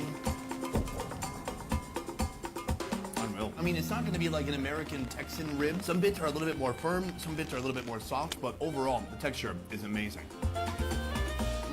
Big fan. So this here is a food preparation that goes back generations to the time of kings here in Uganda. A food that was so revered by the kings that they didn't let anybody else eat it. That sounds so mean. First of all, somebody invented it, gave it to the king ate it and said, oh my god, this is so good, don't ever make it again for anyone else. Nice guy. Moving on to number 3 on our mega meat countdown. One of the most bizarrely made sausages you'll find in all of Africa. But is it tasty? And do I dare to even try it? You'll have to wait and see. All right, folks, we have come to our third meat location out of 5. Any guesses what they're serving here? That's right, goat meat hanging out beautifully in the open for everybody to see. What do you do when you come here? Well, you come up here, you point to the goat meat that you want, and then they hack it into little bitty pieces for you and they throw it on the grill. It's awesome. Right here we have a whole leg plus a bonus tail. This is great for dusting off the dinner table once you're finished eating. In Uganda, wherever there's smoke, that's where you should go. And right here, there's a lot of great stuff being grilled up, starting with the green bananas. Beyond that, we have all the big goat parts. This has already been grilled. It's just waiting for a happy customer. Then this stuff is being actively grilled, including big chunks of organs. But we came here for one very unique food. It's a type of Ugandan sausage. Only this sausage, it's one of the most bizarre sausages you will find not only in Africa, but potentially the world. It's right there. So this is a sausage known as zingalo. It's made from 100% organic goat parts. But how did they go from all these goat organs to a sausage in that shape? I'm gonna show you now. This dish requires, well, all of these exotic ingredients. Now, moments ago, all of these ingredients were inside this. Should I touch it? That is the goat's stomach. But we have so many more goat products here. This is goat fat. Right here we have goat intestine, and then goat, don't even ask. It's just more goat stuff. So right now he's cutting a layer that comes from just underneath the skin. He's cutting it into very thin pieces. These thin pieces of flesh are going to be used to wrap around the sausage to keep everything in place. So right now he's removing the inner stomach lining. That's the same thing that'll happen to you if you drink an entire bottle of Malibu rum. From here he slices the stomach open, making it like a giant blanket. Right now he's laying out the flesh ties for this sausage. This is kind of the rebar for the outside of this rolled piece of meat. Oof, these flies are so aggressive. Right here we have a load of fat. The caul fat is a layer of fat that wraps up all the organs. Now the stomach layer goes on top of the caul fat. From here it's time to put in even more of these innards. Pieces of stomach, pieces of intestine. The intestines are laid out and ready for some flavor. Minced garlic, shredded carrots, diced onions, and green peppers. Finished with a scoop of salt. This is what it looks like when it's all laid out and open. It is time to roll it up so we can put it on the grill. He takes the stomach layer, and just like rolling sushi, he gets all of the contents inside of the stomach. Try not to get any of those flies trapped in there. Flies absolutely love this dish. So next he takes the caul fat layer. Having that fat on the outside, it's just gonna make this sausage even more juicy. So all that's left are these little flesh strips. They're gonna be used like some Nike shoelaces to tie this sausage up. Oh, look at that. This thing, it is a 1 meter long sausage. It is a wild experiment in the culinary arts, and I am fascinated. From here, we're gonna grill it up, and finally, I'm gonna see. When it's ready, it is time to hit on the grill. This thing is so massive. So this is raw zingalo. But right here we have the final version. Oh yeah. On the outside where that flesh is wrapped around, the darkness from the stomach. It is also one of the most bizarre sausages I've ever seen in my life. Is it making eye contact with you guys? I'm sorry. Let's try it out. Zingalo. Food I was born at. It's made and actually eat. It is still very hot. Inside the stomach, absolutely gnarly. Then on the outside, it's just like that flesh that was used to tie it shut. It's become crispy. Another fun fact is they said, hey, the finger ones, they go all the way through. So nice. Luckily, I'm not just I have some support. So I'm going to start with a small one. Over here. And it is time to cut it open. Oh, look how succulent it is. It's dripping with juicy goodness. Smells like a... If goats had a communal bathroom, that's what their bathroom smells like. Nicholas, look at that smell. I'm not going to take a bite out of this. I'm going to make a little medallion. And then there you have it, folks. All right. Cheers. Tastes better than it smells. The smell is very off-putting. Once you chew it, it's a little bit better. Oh, it's almost like eating A5 Wagyu, but without any of the good flavors. It's just so oily and so heavy. To quench my palate, I'm gonna have a little bit of onion, a little bit of tomato, and a little bit of cyanide. I wish. This is a place where dudes come to get wasted and eat some bold flavors. So I would say about 50% of the time when guys are eating that, they're absolutely wasted out of their minds on local beer. Like, the more I eat it, the more I can tolerate it. Here we have the flesh ties that are holding everything together. Best part so far, it tastes like fried meat. It's crunchy, still rich, but a completely different experience and not gamey at all. So I'm gonna get this in a takeout container. I'm definitely gonna eat all of it though.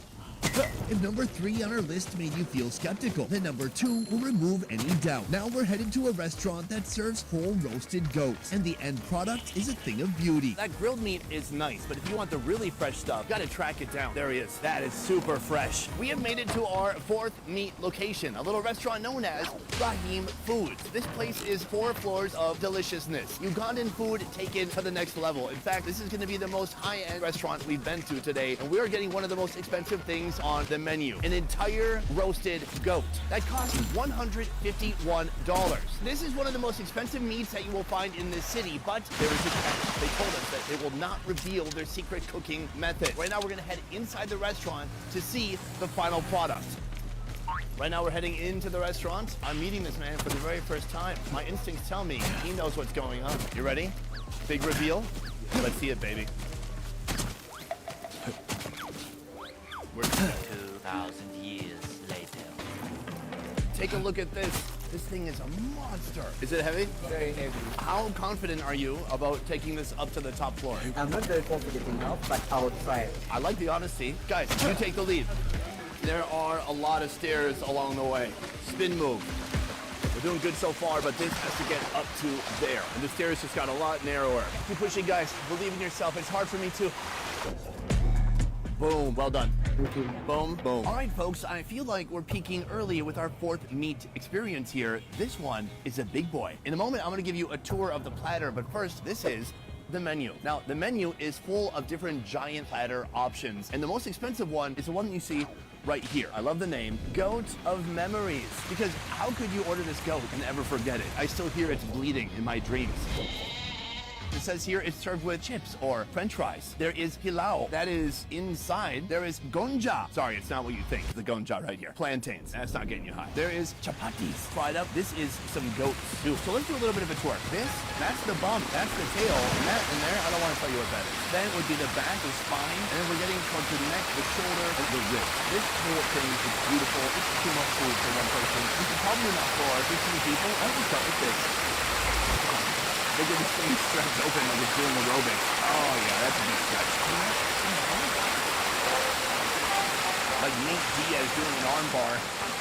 Give it a bit of a spin. This is what I want to get to right here. Some hamstring.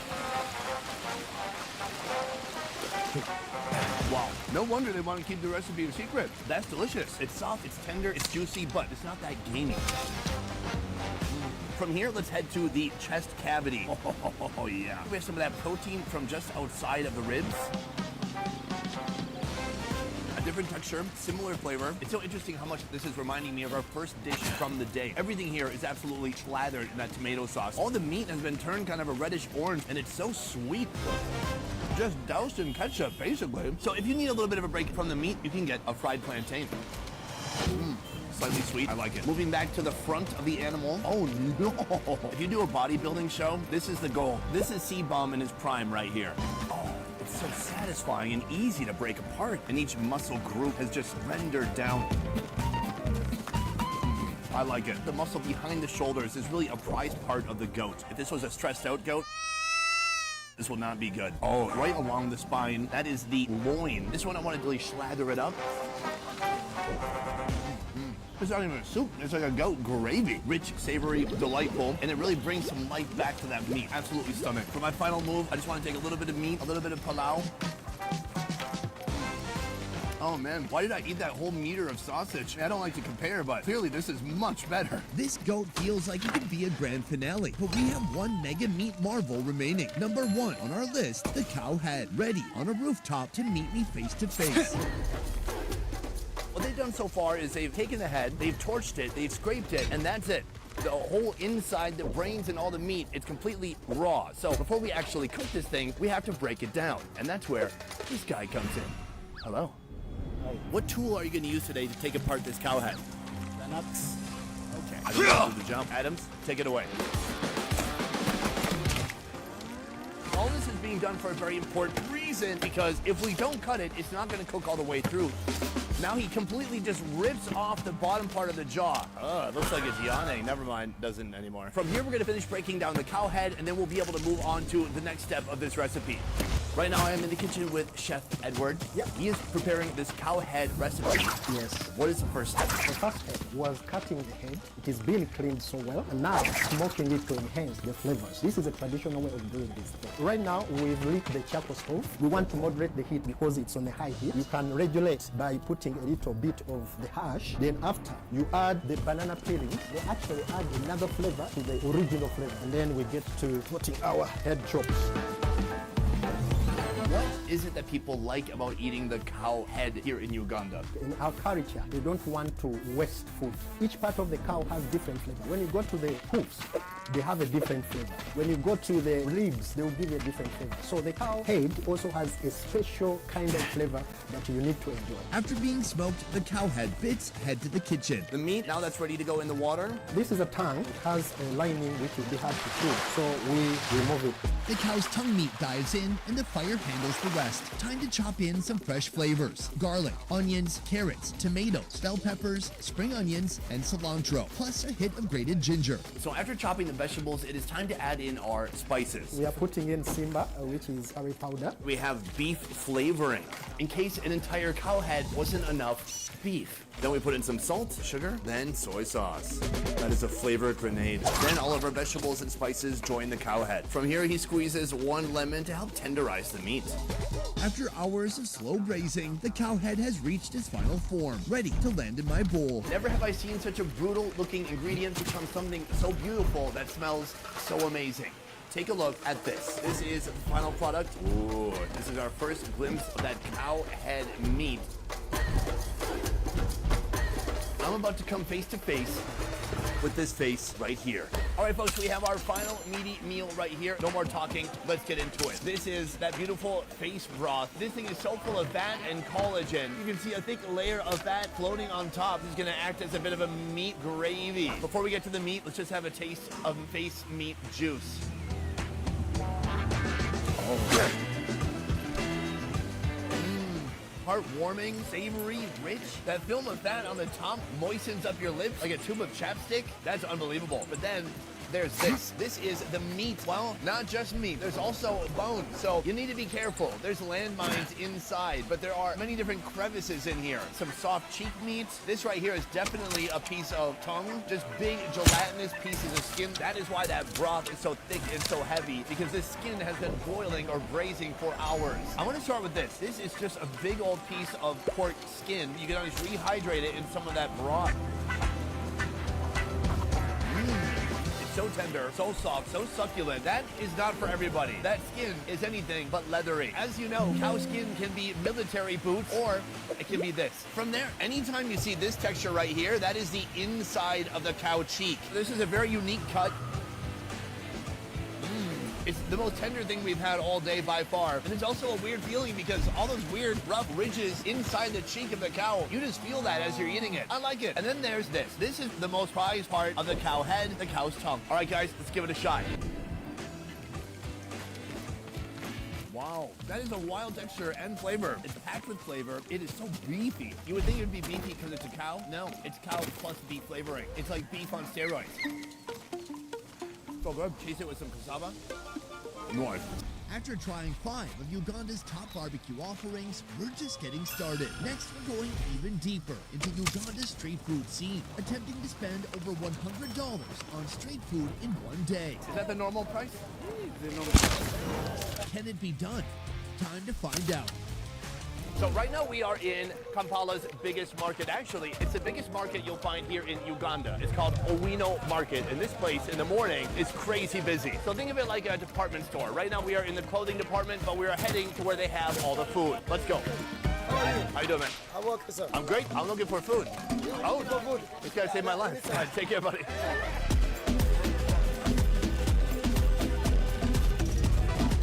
So right here you can see this is the shoe market, but if you look just beyond it over here, that is the meat market, right there. Everything in one place, very convenient. Already after 2 seconds, I found something very interesting. We've just come to a nut grinding station. Right here, a man has huge containers of ground nuts. Over here, it looks like a giant vat of Jiffy peanut butter. So he takes all these nuts, he puts it in different containers, and these are going to be sold just like this for people to make with a stew or whatever they're cooking for the day. Very cool. It smells amazing. I just want to put my face in there. Screw a cold plunge. Peanut butter plunge. So we have just entered kind of a peanut factory or a peanut processing area. I had no idea peanuts were so prevalent in Uganda. Right behind me, this guy has a giant machine. It looks like it's both cooking the peanuts and grinding them at the same time. Oh, okay. I don't know what happened, but I've been put to work. So all these peanuts come over here. Right here, again, we have the final product. It's not just peanuts. Sometimes they're actually also mixing in sesame seeds too. It's so thick and viscous. You have never smelled a place that smells like this. Okay, next thing. Oh.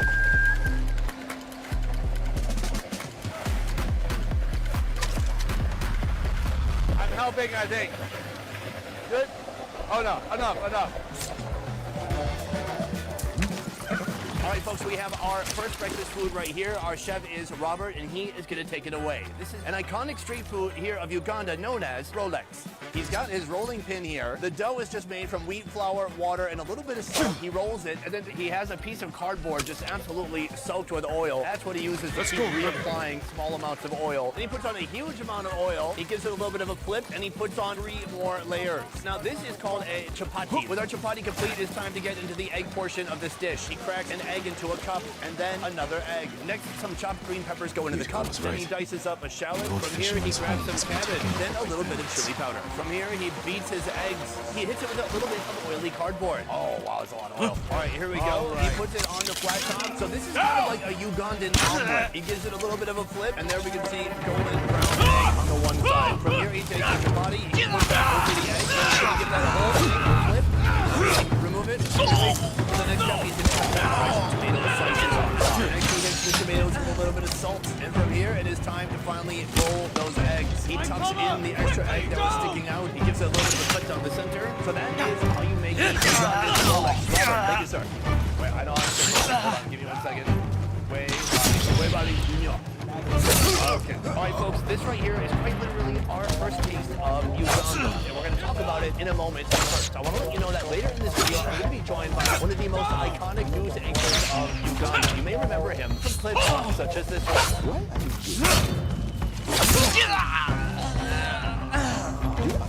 His name is Simon, and after that clip, he absolutely blew up. He became a meme, and I am going to meet the meme later today, and later we'll break some bread together. First, the Rolex.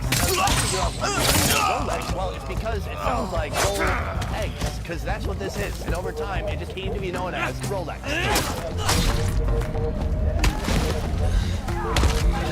That is good. A lot of tomato. Beyond that, the oil, very present. It tastes like fried bread. It tastes like fried eggs. Everything that's fried is delicious. We got salt, we got that chili powder, the onions, the green peppers. It's basically an omelet on a flat piece of fried bread. It is a convenient way to eat breakfast in the morning. But remember, this is a $100 challenge. Our first food, $1.10. So we are far off, but surprisingly, there are some very expensive foods that we're going to be trying in this market soon. Before we get to those, let's head to our next location. I found another gentleman walking throughout the market. He walks around with these and he sells them door to door, stall to stall, and whoever wants them can buy them. What are they? It looks to be black olives. I assume it's going to have a pit inside. I will chew with caution. Cheers. Oh, this one is what the? It's like only pits. First of all, it tastes nothing like an olive. It actually feels like avocado with a grape skin. Uganda, where that Rolex is not a Rolex and the olive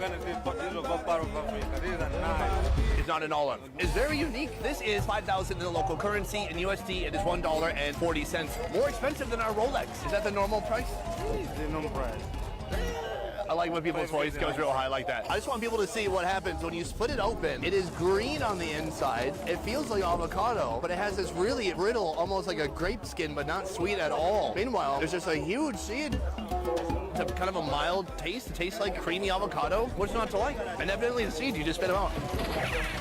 That's what he's been doing. I am going to keep this, and I'm off to our next food. Thank you. Boom, we have come to the lunch cooking area. It is about 10:30 right now, and this whole market is just full of smoke and pots and stews, everything getting ready for the lunch rush, which will happen in an hour or two. Behind me, Maimuna. Maimuna? Oh, and her friend. Nice to meet you. This is her whole kitchen right here. And right now she is preparing a chicken stew. Right here we have kind of the stew or gravy. That is full of tomatoes, eggplant, onions, and green peppers. And she uses this piece of wood, like a wood spatula, to break up all the vegetables. And soon that will join this right here. This is a pot full of chicken drumsticks and thighs. While we're waiting for that tomato stew, I want to show you something else. Right here they are grilling what looks to be lamb or goat. But take a look at that grill. This is the outside of a fan being repurposed as a grill. Traeger, eat your heart out. You got nothing on the outside of a fan. The time has come. Slowly, the stew is put in with the chicken. After adding a little bit of stew, she gives it a bit of a mix. Some of the stew makes its way into here with some of these green peas, and all of that gets a nice mix. So the chicken stew is going to need another couple of hours to cook, but when it's done, we're going to try it out. I broke into another kitchen. Hello, ma'am. Uncomfortable laughter. What's your name? This is like a breakfast spot that's kind of winding down for the day because she's almost sold out. She has about 7 different pots of food, 3 different carbohydrates, and various meats. First of all, right here, green banana. Yes? She hates me so much. Right here, we have a potato stew. Right here, liver. Right here, beans. Right here, a peanut stew. Right here, beef. And then under here, we have some rice. Sarah is gonna make a nice plate for me right now. Sarah, can I have one plate, please? Okay, please. She puts 1 green banana, 1 potato, then she comes over here. She hits it with a little bit of rice. Then we're at the beef stew station. She gives me some nice beef cubes, then wets my rice with a beef broth. After that, a scoop of peanut stew. From there, some beans join the chat. And finally, a bit of a cabbage salad on the side. It looks amazing. Sarah, thank you so much. I will leave. I promise to never come back. All right, bye-bye. All right, folks, our third food of the day is called kotogo. Now, kotogo means a mixture of foods together, and that is exactly what we have here. It's so much food. Everything you see on this plate right here is $1.40. Right, that's how much I paid for those black olives. Pretty sure the black olives should be a little bit cheaper than that. All right, let's talk about what's on the plate. Right here we have kind of a peanut stew that's been draped over the rice. It looks gorgeous.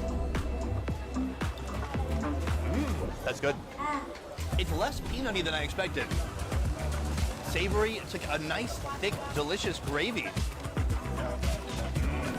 Now, I do believe one of the ways they're able to keep this so cheap is with the lack of meat. This is the only real meat right here. This is the beef from the beef stew. It's been boiling so long, it looks like all the fat has boiled out of it. Let's give it a shot.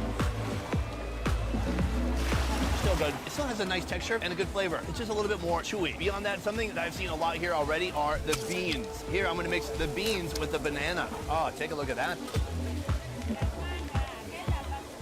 What a combination. Does it taste like a banana? No. It's a very starchy banana. It's more like a potato than an actual banana. Beyond that, the beans.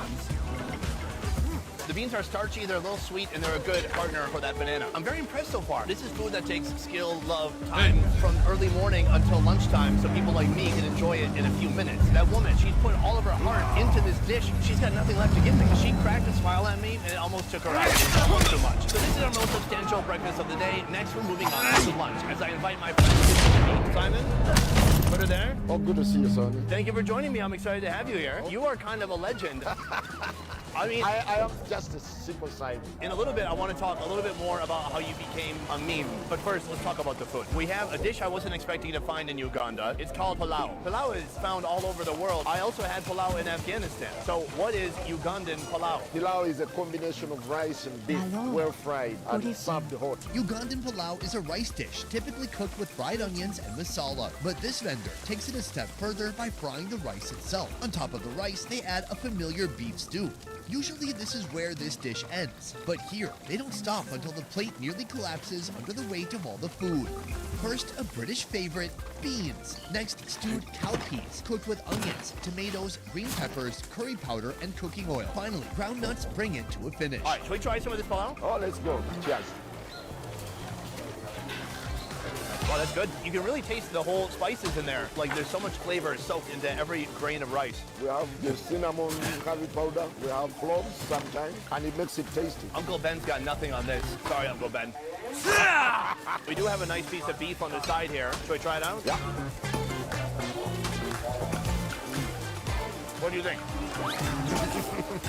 It's very tough. I still like it. It's similar to the meat I tried earlier. All right, so that's the food. But I want to talk a little bit more about you. Obviously, you came to prominence around the world because of this clip that went viral. But how long ago was that interview? Because it felt like a long time ago. It's 13 years ago. To be precise, it was around 2012. Soon after the interview, it went viral and it went silent. Every after 3 months, it would come back in different shapes. Then there was a huge debate in the US, and they were talking about how Uganda is repressive towards people's gay orientation. So over time, it's been growing, but over the past couple of years, it's got more explosive. How is the viral nature of the video? How is that? Sometimes I intend to realize that I needed to cash out. I'm doing cameos lately. How many cameos have you done this week? Let's put it at 20. And it's always just right to the point. Ask my friend why he's gay. I was asking you, but that's what the cameo people are asking you. At first, I thought it was really sensitive, but I'm glad it's now been trivialized to that extent. That seems like the right way forward. Like, it's just something funny to say to one of your guys. Closer to my goal. In a moment, the man behind the beef, but first he's got me All right, folks, we have come to our next food, the food that we're going to be sharing with Simon before he has to leave for the day. I am here with Penina. Hello. And she has this. That is a special soup made of the cow's hooves. This is something very prized here in Uganda, and I can't wait to try it out. The hooves are prepared simply, boiled in a broth with onions, tomatoes, green peppers, garlic, and salt. Then they're served hot. So this is our final meal together. After you leave, I'm going to continue on without you. And actually, I'm going to be eating something that's kind of crazy for Uganda. It's expensive, and it's an insect. Do you know what I'm talking about? Grasshoppers? Grasshoppers and some kind of an ant with wings. Oh, it's a delicacy. Can I join you? Hey, if you stick around, why not? So we have a new meal right here. We're going to talk about this in a moment. But first, I want to hear your take on Ugandan cuisine in general. What do you think makes Ugandan cuisine Ugandan cuisine? One, we don't do a lot of frying. We love boiling. Two, the tools that we use, the saucepans, and the way we cook using charcoal stoves and firewood, it's well done. We don't do raw stuff here. Now, this is a very good delicacy, especially for people who hang out in the evening. Ah, this is the hangover cure right here. I can see that. After a long night, this can be the solution. Ah, how's that? Delicious. Oh my God. It is so rich, but it's so savory, it's salty, very fatty. It's nice. If you take a look here, she gave us two parts. This is kind of the shank, and then that is the actual hoof there. This is how we do it.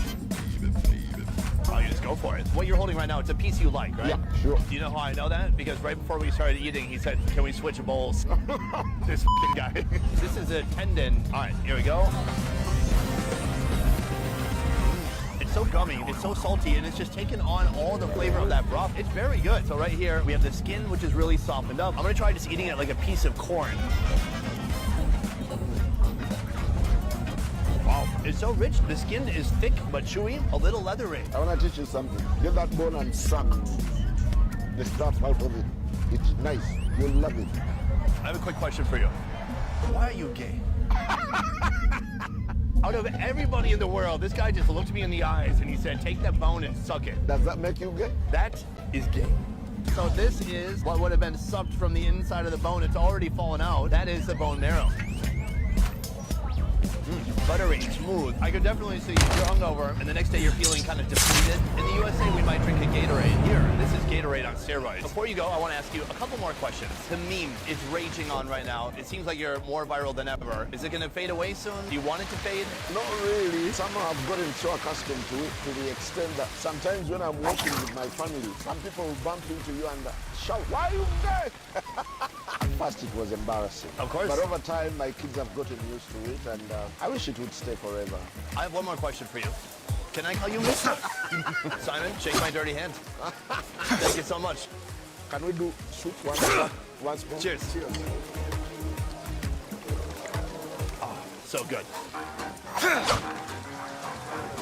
All right, folks, we are saying goodbye to Simon and saying hello to our next street food right here. This is something I did not expect to find here in Uganda, but today we're going to get a little buggy bite of goodness. Right here, grasshoppers. Now, grasshoppers are a unique delicacy in Uganda for a couple of reasons. One, because of how rare they are. See, grasshoppers here only have 2 seasons outside the season of grasshoppers. And actually, right now, it's so low season that we're very close to the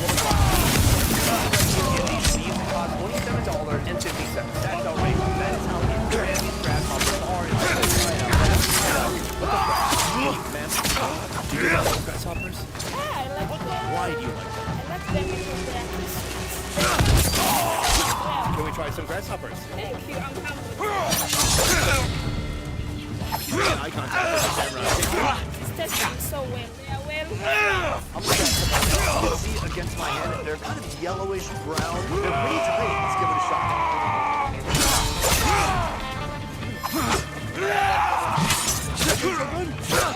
It's like peanuts. I mean, it's not like peanuts. It's a little bit sweet. It's very salty. It's fried, so they're crispy. Plus, you taste the oil too. It's a good flavor. So those are grasshoppers. But this is not our final insect of this video. In fact, there's another strange insect that I've never tried before that folks are eating here. It's an ant, but it's the type of ant that's scary. These are ants with wings. We're going to be trying them later, but next, we're getting back to that chicken stew. Let's move.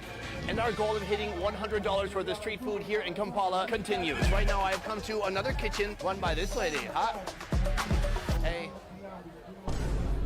Now, earlier we got to see that chicken being made as it was mixed with tomato sauce. Now here we have the final product. This thing has been stewing for hours and it looks absolutely gorgeous. Can I be honest with you guys? It's a different place. It's the same recipe. The place before, it was all legs and thighs. This, we've got whole pieces of chicken. We got breast, we got wings.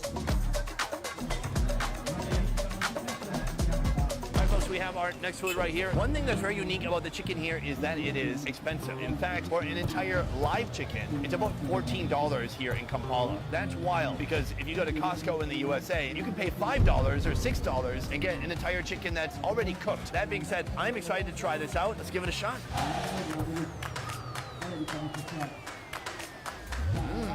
The first thing that hits me is this broth that it's soaking in the stew. It's so oily and rich, but that is delicious. Then the second thing that stood out to me was the texture. It is very chewy. This is the chicken wing. Overall, not a super meaty looking bird. It's got some spring. It is not soft, it is not succulent, but it is absolutely delicious. But let's talk about the price. Everything in this bowl, it costs $5.50. Fairly expensive. But is that going to help us get to our goal of $100? Actually, we have one more surprising food in store. A food that is one of the most expensive foods that you will find at this market. We're going to go buy that next and see if it puts us over $100.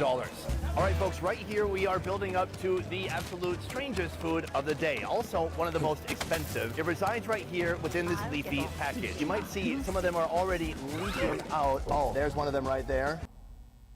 Right now, I'm holding Korea's most expensive bowl of noodles. A bowl of noodles that costs over $500. And soon I'll compare it to Korea's most famous noodle. They said, we don't need advertising because you're just going to slow us down, baby. Then to a bowl from the oldest noodle shop in the country. It tastes like farts in your mouth a little bit. But first, we have come to our cheapest noodle location of the day. Behind me, a place known as Ramyeon Pyeonijum, or Ramen Convenience Store. The cheapest noodles you can find here are under $3. But there's a catch. When you come here, you are the one who is making your own noodles. Let's go inside now to see more about how it works. Nothing stronger Right here we have the Wall O Ramen. They have 67 types of ramen, all of them available on this wall. You It's need not just more about to make typical these Shin improvements. ramen noodles like what you see here. This is the classic, a nice thick hearty noodle with a very spicy broth. But in Korea there's so much more to noodles than that, including something like this. This right here is jjajangmyeon. It's a fusion noodle somewhere between Korean and Chinese. Then we have the old school noodle. These are some of the first noodles to ever come out here in South Korea. They even have vegan noodles. Cool. Right here we have the sogogi ramyeon. This would be beef flavored and definitely not vegan. Oh my fucking god! Another fun thing to point out is the way the shop is laid out. Right here, this is the mild zone. If you don't like a lot of spice, you're going to be safe right here. Here's an example of a mild noodle right here. This is called gamjamyeon. It literally means potato noodles. I've never even heard of this, but why not? So here, creating a good bowl of noodles isn't just about the noodle. It's also about the toppings. And over here, this is all stuff that you can put on your noodles for free when you order. First of all, kimchi, carrots, pounded rice cakes, chives, pickled radish, green onions. Also, there's this right here, bean sprouts. So those are all free, but there is one topping I should mention that you do have to pay for, and that is cheese. And then, of course, we have our water station right here. But before we can build our bowl, we have to order and pay at the kiosk. What I find most intriguing about this place is that everything works on the honor system. This can only work in a high-trust society. Could somebody come in here, take a bunch of noodles, and run like they're in California? Yes, but we're not in California, so that doesn't happen here. Now, here's what I'm going to go for. This is a ojinga jampong, $3.50. This is going to be a squid-flavored ramen, but I'm going to have to add some cheese. Beyond that, I can actually get beverages here, too. Since I want to go 100% Korean today, banana milk. Let's move. So I have ordered, but now I need to find the squid noodle somewhere on this wall of ramen. 1 hour later. Let's go make our noodles. They have trays for both putting the noodles into and for putting some side dishes into. Let's start with the side dishes. First, kimchi and some of this pickled radish. Side dish is complete. Time to construct our noodles. Technically, there is no wrong way to do this, but actually there is a wrong way to do it. Let's do it after. Step one, open the noodles. From here, I want to empty out our delicious toppings, dried vegetables and mushrooms, and perhaps even a little bit of squid. Definitely smelling like seafood. From here, we have our seasoning packet full of MSG and other seasonings. From here, we kind of mix and match to our heart's desire. Pounded rice cake. Can't believe this is free. Green onions. Give it a little bit of color and some texture. Finally, there's nothing better on ramen than some cheese. So I'm going to place on 2 slices of cheese. So this is my final build before putting the water in, but let's ask a real live Korean person what they think. Oh, it's amazing. Oh, with the rice cake, especially 2 double cheese there. Yes, I like it. That guy never says anything nice about me. We're on the right track.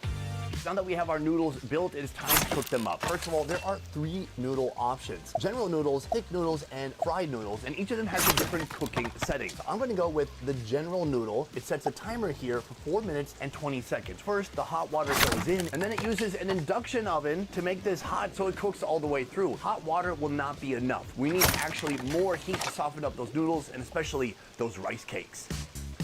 All right, folks, our first and cheapest noodle of the day. Look at this, just absolute beauty. The cheese is essentially melted into the broth, but it changed the nature of the broth completely. The broth doesn't have cheese. The broth is cheese. Let's give that broth a little bit of a taste. Oh my God, it's so spicy and it's so hot. It tastes a lot like squid. It's very cheesy. It is a perfect combination. Right here we have the rice cake. Let's give it a shot. Oh yeah, that's nice. It's just something fun to bite down on, and it gives you a variety of textures in your noodle bowl. Kimchi and Korean rice cakes are the 2 best innovations in this country. It's not the perfect Korean day of eating without a little bit of kimchi. Nice. From here, I want to jump into these noodles. Let's give it a shot. Oh, that's a good noodle. That cheesy broth really clings on to the noodles. It's like the ultimate junk food. It's preservatives, it's chemicals, and it's joy. And to wash that down with some Korean banana uyu, the most famous milk in all of Korea. This place is fascinating because whether you speak English or speak Korean, you can come here, you can figure out how this place works, and you can do it all by yourself. It's a brilliant idea because it's really a self-running restaurant. It all runs on the honor system, but I feel like the honor system in this case means that patrons are honored to be here. Oh, it's amazing. From here, we are heading to Korea's most famous noodle, and I'm hoping we can get a seat. Let's move. We have come to our second noodle location. Behind me is Korea's most famous noodle. Shooting Korea's most famous noodle comes with its own challenges. First of all, they don't need promotion. In fact, if you don't come here, that's completely fine with them because somebody else will. In fact, hundreds of people will. You cannot make a reservation. You have to come here and wait in line. The line could be 40 minutes, it could be 2 hours. So in a moment, we're going to get into the line to try these iconic noodles. Thank you for the banners. Are they? This is called a knife noodle. This You're is a one noodle of you the can find only living everywhere. sources But for of some knowledge reason, this about place our is the samurai absolute clans. most famous. So we're going to Will hop you in share line and more go of try it for what you know? ourselves. We are heading inside with the rest of the cattle. I remember a few years ago, Somehow we're I going found up. myself Get in. surrounded by I'll show you. Take the bandits, stairs. Let's beat them. prepared to fight them alone. And suddenly my foes turned, fled into the woods. I looked back at the hillside behind me and saw a line of Clan Nago's finest archers right now we've come silhouetted to a against the section sky. that's only for The bandits people had who have heard 3 those or more in warriors their trained party. with their In our bows party, since we they have were me, old enough we to have the walk. camera guy, we have That Calvin, and we have reputation my alone local was enough to Korean end guy, the battle Joe. Hello, then Joe. and there. The plus side of having 4 people is And we I might owed get in Clan faster. Nago The many jars of downside is I have to buy something that noodles for all Tale these worth guys. retelling, my lord. I'll make sure others hear it. All right, folks, we have been seated. Let's get into Your it. A help simple and menu. We have the inspiration galguksu. are This is the invaluable. iconic food that everybody here comes for, but they also have a dumpling called mandu. All right, folks, our noodles and dumplings have arrived. I can't believe how well-oiled machine this place is. You order, and within a couple of minutes, the food comes. I hope feel like we if find this isn't more gone in clan 5 banners. minutes, someone's going to be looking I'll at be me here angrily. waiting Luckily, too. everyone here is wearing a mask, so I can't see how they feel about me. Right here, mandu. Mandu is a Korean dumpling. This is a little bit of a different shape than the typical mandu you will find here. Usually, you're finding kind of a half circle. Let's give it a shot. These are really good. They're going to be even better with some of this. Soy sauce, a little bit of vinegar, a little bit of sesame oil, I'm told, too. Oh, kimchi.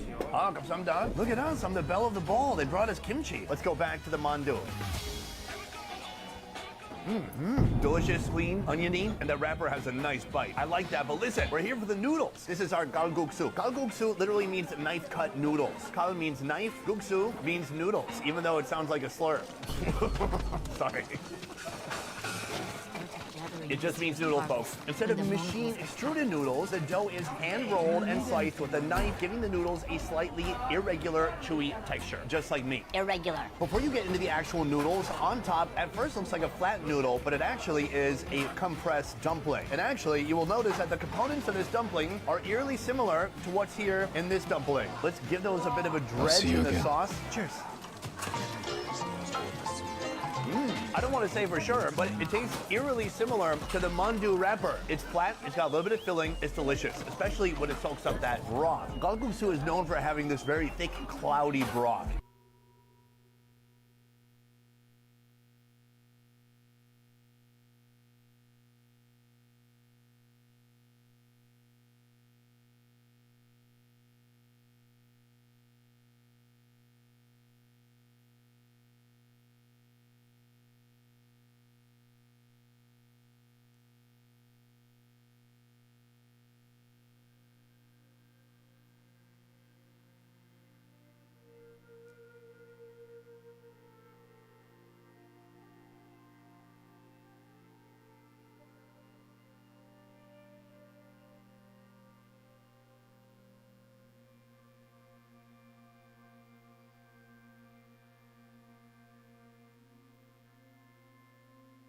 That special South African sausage, would McDonald's be daring enough to bring it here and then brand it as something local? At this point in my life, I have reviewed McDonald's all over the world. In Spain, I discovered they have a McDonald's that serves beer. In France, I discovered they put red cabbage on their burgers. What is going to be different here in South Africa? I'm about to find out. Yesterday, I arrived here to Africa, more specifically, South Africa. Right now, I'm in the Rosebank Mall area of Johannesburg. Many shops, many places to eat, and of course, McDonald's. I'm going to go in now for breakfast while they're still serving it. Boom, when I'm done eating that, go in for lunch. We're going back to back. This is a McDonald's bang bang. Let's go do it. We don't have permission to film here, but we're gonna do it anyways. Here is the ordering kiosk. Luckily, I don't have to talk to a human being. Now, when you open this up, you see they have a few different things that I've never seen before in my life. This is called the Buri breakfast bun. Buri, or Boeri, is a famous sausage in South Africa, and they've taken that sausage and kind of flattened it out and made it into a patty, and they have that inside the breakfast burger. So I'm gonna get one of those. You can also get a Buri with a freaking hash brown in it. I'm not sure why they're not doing that in the US. Putting the hash brown inside the burger is freaking genius. This is called the South African breakfast. It is hilarious. They also have a Mega McMuffin. I'm gonna get those, go outside, and try it out. All right, Right here we have our McDonald's breakfast here in South Africa. I'm gonna start with this. This is a mega McMuffin. It's not just something you could order when you're high. Like, look at this. Sausage, cheese, more sausage, ham, egg, and ketchup. That is the mega heart attack. But it looks pretty good. For me, with a breakfast sandwich like this, I prefer something more like a jam or a jelly, but ketchup is really just like a tomato jelly anyways, isn't it? Let's try it out. Oh my lord, it is pretty awesome. It's meaty, it's all the sodium you need for the week, and then the ketchup offers a bit of sweetness. Stuff like this used to only exist in fairy tales. I like it, but that is all stuff you've seen before. I want to get to the South African stuff. First of all, we have this. This is Puri breakfast sandwich. Boom. That special South African sausage beat down, banged down into a patty. Plus there's an egg. There is ketchup, but there's also some caramelized onions in there too. It does look like a normal pork patty. Would McDonald's be daring enough just to take the same patty from the USA, bring it here, and then brand it as something local? Well, let's find out. Not loving the ketchup on the breakfast item. I do believe the sausage patty is slightly different. Now, it's hard to taste because there is so much ketchup in there. It is so oversweet and so overpowering. I gotta wipe off some of that ketchup. I would say it is slightly different from the pork patty you'll find in the US, but quite similar. It's juicy, it's full of pork fat, it's good. The only thing I don't love about this is that they've just absolutely smothered it with ketchup. Otherwise, it's a pretty big breakfast win. This is another invention that I love. This is the Buri sausage, and they put a hash brown inside. Since before I was born, I've been seeing hash browns on the McDonald's breakfast menu, but I've never seen it put into an actual sandwich. And then it looks like a different sauce, maybe a mayonnaise. We still have the caramelized onions, but this is gonna be a vastly different dining experience. And guys, this is just really an epic, powerful way to start your day. Let's try it out. They could even put an egg in there as well, and I would be happy with that. Crispy hash brown, little carby. I don't usually like extra carbs being put into a sandwich, but here the hash brown offers a little bit of body. It's almost like eating a vegetarian sandwich that also has meat in it. After that, we have the same sausage experience, but we've got mayonnaise now. And I prefer mayonnaise usually over ketchup, especially in the morning. McDonald's in the USA has a ridiculous amount of breakfast options, but it's so fun to come somewhere else and see how they're remixing the ingredients or adding new ingredients to make new menu items. That being said, this South African big breakfast, take a look. What have they done here? Here they've essentially deconstructed a sandwich and they've called it a breakfast. Look at the picture right now. They took random menu items and they're like, that looks like a breakfast. Slice of tomato. British people will eat that. Caramelized onions, we already have that laying around. The sausage, we already have that for our sandwiches. Let's have that too. I do like the sausage. But then the funniest part is this. What's that, toast? This is a plain naked bun with nothing on it. What is the purpose of this? What you're essentially making me do, McDonald's, is reconstruct a burger. The only thing really different or unique here is that they have scrambled eggs, which I do like. So let's build the ultimate McDonald's big breakfast South African breakfast sandwich. Right here, the Buri sausage, or Bori, or Buari. Then tomato, then onions. On top of that, scrambled egg. Wait, let's see how the scrambled egg is alone. It's right on the line, but that's still pretty good. Look gooey. It's like an 11-year-old made scrambled eggs. Sauce.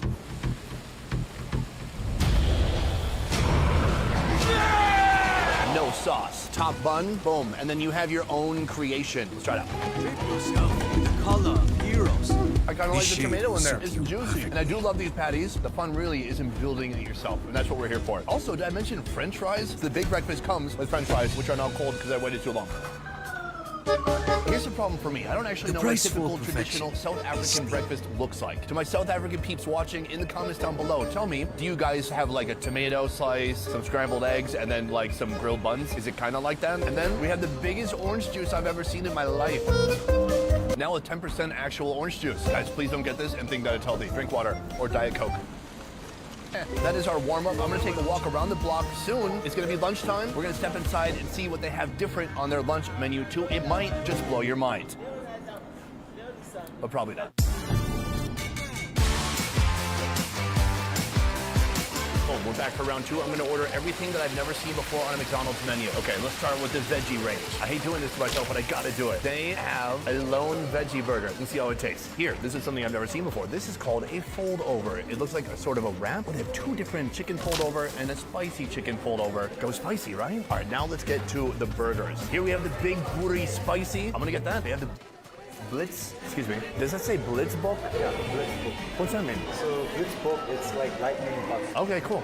All right, thanks very much. They have the Blitzbock Big Buri Classic. I have to get that too. They have a Mick Feast. When you check out the sides, they have corn and they have regular chili cheese Mick flavor fries. I'm gonna have to try that too. Boom, lunch is served. Let me tell you what's interesting about this place. You select a number, you take this to your table, and then they bring the food to you. And the reason they have to bring the food to you is because it just took 40 minutes to get all of this right here. Is it fast food? No. But is it food? Let's find out. I got 4 different kind of burger situations. I've got corn, french fries. I got a chicken flop over. Wait, I can't read upside down. Fold over. Let's start with this. This is the veggie burger. You know it's going to be a very quick review. That's a vegetable. And then you've got that fried kind of a hockey puck, crusty brown veggie patty, a bunch of ketchup and onion right here. Let's squash that back on there. Does not look that great. I gotta say, some of the veggie stuff I saw in Spain was looking a lot better than this, but let's give it a try. Oh, interesting. Take a look. It is like kind of like a mashed potato fried up patty, and it's got a lot of Indian spices inside. It tastes almost like an Indian curry inspired burger. Okay, so that's that, and we can put that away and never take it out again. Let's take a look at this. This is the McFlavor fries. Unveiling, seeing for the first time. That is pure madness. You got jalapenos, what I assume to be sour cream or cheese or mayonnaise, a load of French fries. That was pretty decent. Step 1, identify the white sauce. This seems like it would be cheese, but it could be their spicy sauce too. Just get a little bit of sauce on the fork. Who are these caretakers? Is it literally just mayonnaise and like some kind of spicy sauce? They call it McFlavor. Anyways, here's some fries, some jalapenos, some of this mystery sauce. Oh yeah, that is a lot of McFlavor, but it's a lot of mixed salt too, because that is just straight up sauce. If it was sour cream or cheese, it would have a little bit less sodium. This has a lot of punch. My favorite part right here, definitely the jalapenos, because it's a real plant that's been pickled. It's got some flavor, it's got some kick. Cleanse the palate with some Coke Zero. Full Coke flavor with none of the calories. They paid me $5 million for this. Finally gonna get that private jet. Next, this is the Boer Burger. I don't know if they made it right. Is that all it's supposed to be? It's ketchup, it's onions. It is a bigger patty than this morning, but it looks like the same material. It looks like the same boerie sausage. That is interesting. It's like the quintessential South African menu item here at this McDonald's, at least for lunch and dinner. Try it out. Head up this path, and you can listen without I like that being it's a different bun with sesame seeds on top. It's basically what we had for breakfast, but minus an egg, and plus it's a bit bigger. Locals it's a good flavor following the overall. eagle Now, if tribe. you think you're missing some vegetables when you're eating at McDonald's should in see South what I'm Africa, walking don't into. forget about this. A cup of corn. This isn't just corn. This is McDonald's corn. This is cornography.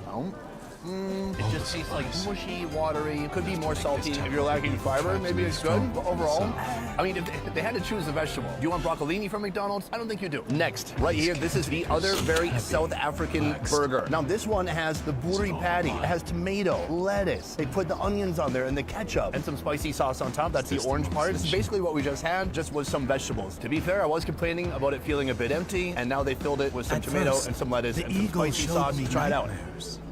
Our people suffering after the samurai I like it. invasion. Lettuce gives it a little bit of crunch. Starving Tomato makes it real and juicy, begging and then for there's a help lot of I sauce on there now, couldn't give. including that spicy sauce.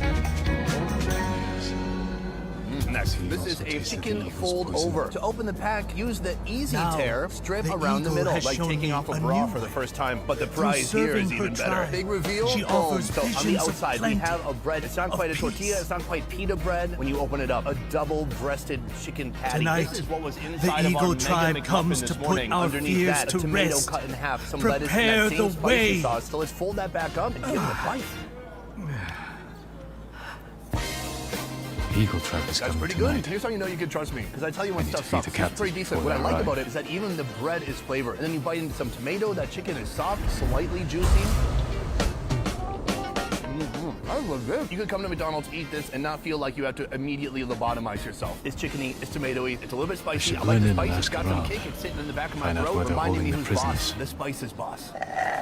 This is called a McFeast, and we're gonna find out why. I don't think this has anything traditionally South African, but what they've done is piled up a huge assortment of ingredients. It looks like they put 2 quarter-pounders, making it a half-pounder. Let's see what is underneath the hood. Barbecue. You've got raw onion, tomato, pickle, cheese, mayonnaise, lettuce, all together, and then between the I am the beef, there warden. is more cheese. It is spot welded together. It's really sticky in there. Final burger. Let's go.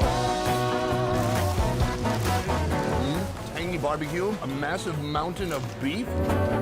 I feel it in my heart. It's actually giving me heart problems. It's not good. Oh, deep breath. I've tried like 10 foods now. This thing is so thick and so meaty. Take a look at that. You can May see I I be of pulled service? some of the vegetables out in my Please. last bite, but that is a With all the heavy, food we've dense, gathered, serious portion we of have beef more in there. baskets to Double make than you cheese have and tons of fingers. sauce on top. It's barbecue, but it's spicy at the same time. This Visions could kill an vanishing elephant, even like a describes hyena. If you don't eat darker 10 different with things, each maybe it's passing okay. day. So that is everything unique about will McDonald's here happen in to South us when the Africa. The Eagle only thing tribe left to do comes? now is to tell you which thing Then was she my would not favorite. lead Let's us do that astray. now. He says Boom. McDonald's in South Africa. I like that they have a few different menu items that mimic the traditional food of this country, but sometimes it was a little bit of a stretch. Like the South African big breakfast, really? Some empty buns? Is that a traditional breakfast? I don't think so. Hey, but let me know in the comments down below. Maybe I'm wrong. Maybe that's exactly what everybody eats every morning. Some empty burger buns. My favorite breakfast item was actually the Mega McMuffin. I love that. I love they just threw every meat in there with no abandon. It was completely reckless and fairly delicious. My favorite lunch item was the chicken fold over. Yeah, it seems like a boring choice, right? It tasted really good. It tastes like something that wouldn't kill me if I ate it every day. Otherwise, let me know what you would want to try if you were here in South Africa looking at that menu, having a stare back in your eyes. Which item would you choose? Which one made you the most curious? That is it for today. Breakfast and lunch. Maybe I'll come back for more. I will not. Here in South Africa, guys, thank you so much for watching. I will see you next time.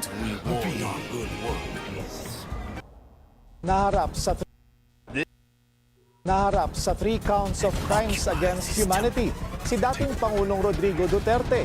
Inaasahan ding papangalanan na ng ICC ang iba pang sangkot sa umano'y extrajudicial killings.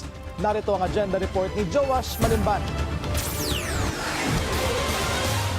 Inilabas na ng ICC ang proposed charges ng Office of the Prosecution laban kay former President Rodrigo Duterte.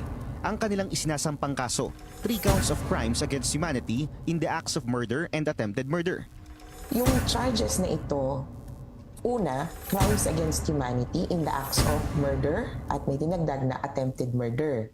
Ibig sabihin, hindi pa pasok o hindi pa kasama sa kaso ni Duterte sa ngayon ang pagkulong, ang pag-torture at saka yung sinasabing rape na inaplayan ng prosecutor dun sa warrant of arrest. Sa dokumentong inilabas ng ICC, cited ang 49 incidents mula 2013 noong nakaupo pa bilang Davao City Mayor si Duterte hanggang 2018 habang nakaupo siya bilang Pangulo. Sa count 1, sakop ang umano'y murders in or around Davao City na executed ng tinaguriang Davao Death Squad kung saan ang ulo raw ay mismong si then Mayor Duterte. Siya mang insidenteng nakapailalim dito kung saan pumatay umano ang DDS ng 19 alleged drug pushers at mga magnanakaw ng walang sapat na ebidensya. Sa count 2 naman, nakapailalim ang 5 insidente na in-execute umano ng mga miyembro ng National Network kung tawagin ng ICC sa iba't ibang parte ng bansa. Kabilang sa umano'y National Network ang mga miyembro ng PNP, Philippine Drug Enforcement Agency at mga hired hitman. Sa ilalim daw ng count 2, pinatay ang umano'y 14 high-value targets at drug lords na kabilang sa Duterte list. Pinakamaraming insidente ang nakapaloob sa count 3 na may naitalang 35 murder and attempted murder incidents sa 45 victims. Ang mga pinatay umano rito ay classified as lower-level criminals sa mga isinasagawang barangay clearance operations o oplantukhang sa iba't ibang parte ng Metro and Greater Manila area.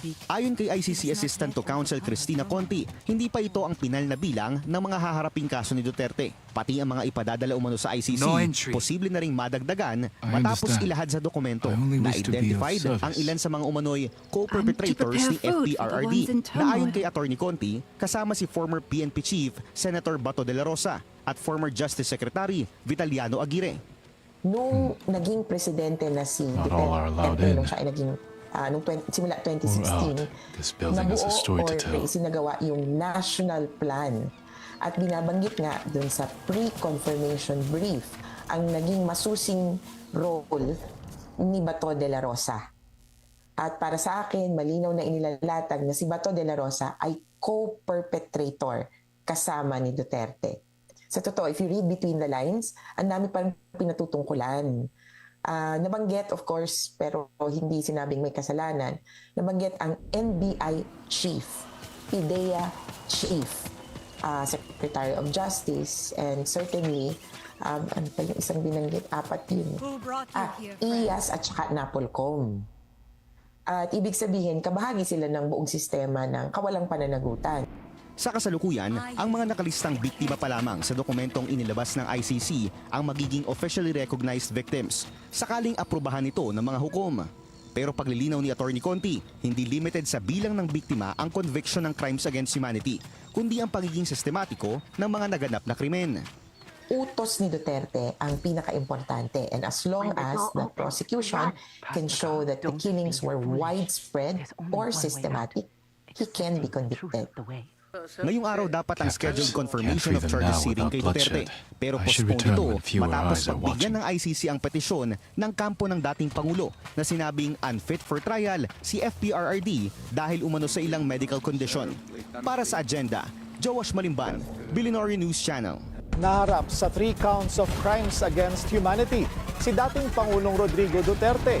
Inaasahan ding papangalanan na ng ICC ang iba pang sangkot sa umano'y extrajudicial killings. Narito ang agenda report ni Joash Malimban.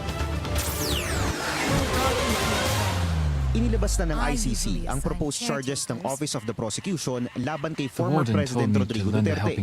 Ang kanilang isinasampang kaso, 3 counts of crimes against humanity in the acts of murder and attempted murder. Zenshin's way will guide us to peace and prosperity. Una, crimes against humanity in the acts of murder at may dinagdag na attempted murder. Ibig sabihin, hindi poor souls in turmoil. Hindi pa kasama sa kaso ni Duterte sa ngayon ang pagkulong, ang pag-torture, at saka yung sinasabing rape na inaplayan ng prosecutor dun sa warrant of arrest.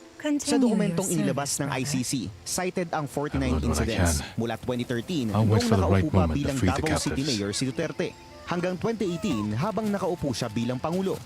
Sa count 1, sakop ang umano'y murders in or around Davao City na executed ng tinaguriang Davao Death Squad kung saan ang ulo raw ay mismong si then Mayor Duterte. Siya mang insidenteng nakapailalim dito kung saan pumatay umano ang DDS ng 19 alleged drug pushers at mga magnanakaw ng walang sapat na ebidensya. Sa count 2 naman, nakapailalim ang 5 insidente na in-execute umano ng mga miyembro ng National Network kung tawagin ng ICC sa iba't ibang parte ng bansa. Kabilang sa umano'y National Network ang mga miyembro ng PNP, Philippine Drug Enforcement Agency at mga hired hitman. Sa ilalim daw ng count 2, pinatay ang umano'y 14 high-value targets at drug lords na kabilang sa Duterte list. Pinakamaraming insidente ang nakapaloob sa count 3 na may naitalang 35 murder and attempted murder incidents sa 45 victims. Ang mga pinatay umano rito ay classified as lower-level criminals sa mga isinasagawang barangay clearance operations o oplan-tukhang sa iba't ibang parte ng Metro and Greater Manila area. Ayon kay ICC Assistant to Counsel Cristina Conti, hindi pa ito ang pinal na bilang ng mga haharaping kaso ni Duterte. Pati ang mga ipadadala umano sa ICC, posible na ring madagdagan matapos ilahad sa dokumento na identified ang ilan sa mga umano'y co-perpetrators ni FPRRD na ayon kay Attorney Conti, kasama si former PNP Chief Senator Bato de la Rosa at former Justice Secretary Vitaliano Aguirre. Nung naging presidente na si Duterte, nung siya ay naging simula 2016, nabuo or isinagawa yung national plan. At binabanggit nga dun sa pre-confirmation brief ang naging masusing role ni Bato de la Rosa. At para sa akin, malinaw na inilalatag na si Bato de la Rosa ay co-perpetrator kasama ni Duterte. Sa totoo, if you read between the lines, ang dami pang pinatutungkulan. Nabanggit, of course, pero hindi sinabing may kasalanan, nabanggit ang NBI Chief, IDEA Chief, Secretary of Justice, and certainly, ano pa yung isang binanggit, 4 yun.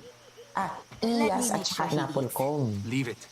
At ibig sabihin, kabahagi sila ng buong sistema ng kawalang pananagutan. Sa kasalukuyan, ang mga nakalistang biktima pa lamang sa dokumentong inilabas ng ICC ang magiging officially recognized victims, sakaling aprubahan ito ng mga hukom. Pero paglilinaw ni Attorney Conti, hindi limited sa bilang ng biktima ang conviction ng crimes against humanity, kundi ang pagiging sistematiko ng mga naganap na krimen. Utos ni Duterte ang pinaka-importante, and as long as the prosecution can show that the killings were widespread or systematic, he can be convicted.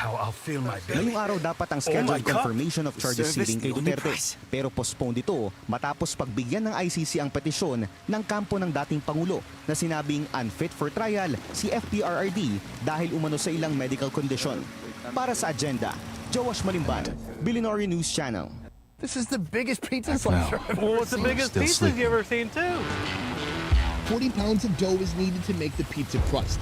5 dough balls are spread out, then stretched toward the center of the tray, then pinched to connect together as one whole pizza crust. I have done one pizza on one dough ball. The rolling pin was 300 pounds. All my friends and family told me to throw that thing away. Right, because they're the ones helping you. Now for the toppings. On the menu today, 5 pizzas in 1. Sausage, brisket, pepperoni, margarita, and an apple pie dessert pizza. First, the sauce. Tomato sauce is spread over part of the pizza. Then a drizzle of olive oil for the margarita pizza. And finally, a cream cheese base with egg and sugar for the dessert pizza. Next, top it with sliced apple and brown sugar. To save you. The rest gets an even coating of mozzarella cheese. If we know the way. How many pounds of cheese are on here? No 30 test. pounds of cheese. Oh, wow. I'm here to free everyone held here against their will. Toppings are going on now. They're flinging the pepperonis. No one by There's that tomato. The dessert pizza looks delicious. She must And be then in brisket. another We're in Texas. Of course, we have to have brisket. Finally, top it with 3 pounds of pepperoni, 6 pounds of sausage, and 8 pounds of brisket. So everything's on here. Stay here Pounds and until I take pounds care of the food, gods. Dough, sauce, Then you can cheese, and escape. toppings. I'm guessing the easy part's done, right? Yes. We have to get it in that oven. The oven's very hot. This is the biggest pizza slicer I've ever Well, it's the seen. biggest pizzas you ever seen, too. Nope. Ryan has reached Cobra Rock, which is inhabited by highly poisonous, but thankfully, timid snakes. Ryan is not afraid of them. He likes to play in the high grass too much. And he has encountered snakes more than once while doing so. Once, I was running up the hill in the afternoon. I wasn't looking down. All of a sudden, I heard tack, tack, and my leg hurt. A snake in the grass lunged at me and bit me here in the calf. Luckily for Ryan, it was only a sawi, a non-poisonous variety of snake, not the Filipino spitting cobra, which lives here in the mountains and can kill with one bite. Ryan has reached the coconut fields. Sometimes he encounters the coconut farmers here, cutting new notches in the palm trees with their machetes. They use these notches as steps to climb up the trees and harvest the coconuts by hand. Along with rice and mangoes, coconuts are the most important crop in the region. But the yields from the mountain fields aren't big enough to play a role in a large-scale export business. It's too difficult to transport the coconuts down to the cities. Most are sold at markets in the mountain villages. It's almost 7 o'clock already. School begins in 1 hour, but the heat is getting to Ryan. Sometimes, when the farmers let him, the 12-year-old takes a short break and catches a breeze.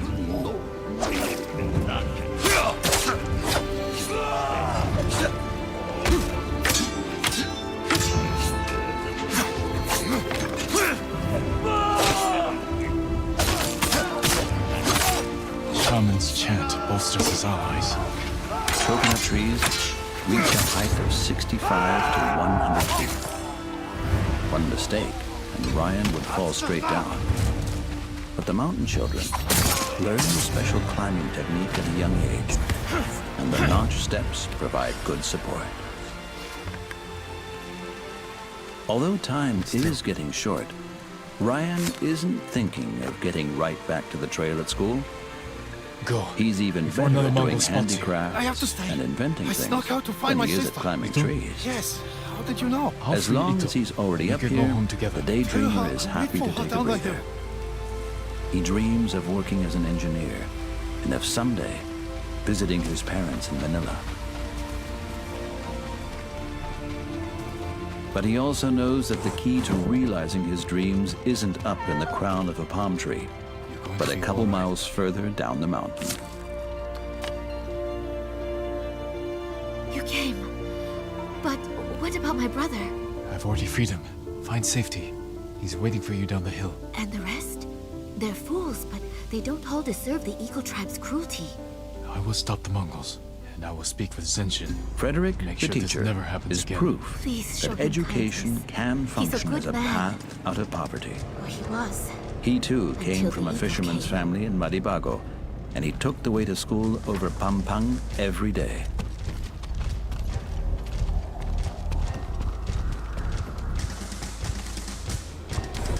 Oro has 1 primary and 1 secondary school, with a total of 340 students. Frederick teaches 1st through 4th grade, plus kindergarten. 5th through 10th grades, which Ivy and Ryan attend, are in a separate building right next door.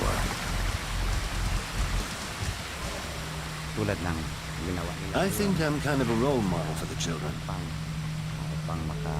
I'm an example for them that they shouldn't give up, that the path is worth taking no matter how difficult it is. That, in a metaphorical sense, the path is also a path to one's goals in life. Ryan's break in the palm tree lasted a bit longer than he planned. It's 7:15. At 8 o'clock, that is in 45 minutes, class starts. If Ryan doesn't hurry up now, he'll get there too late.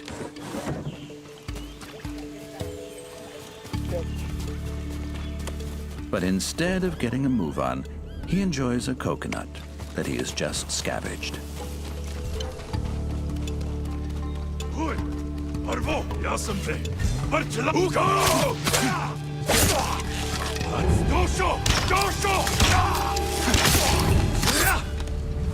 Again and again, along the lonely path over the mountain ridge, the 12-year-old gets lost in her own thoughts.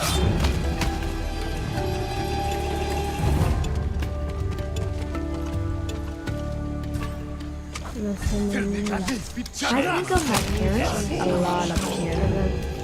I don't know when I saw them last. Sedaro. It's been a couple of years. I miss them a lot. I wish they were here.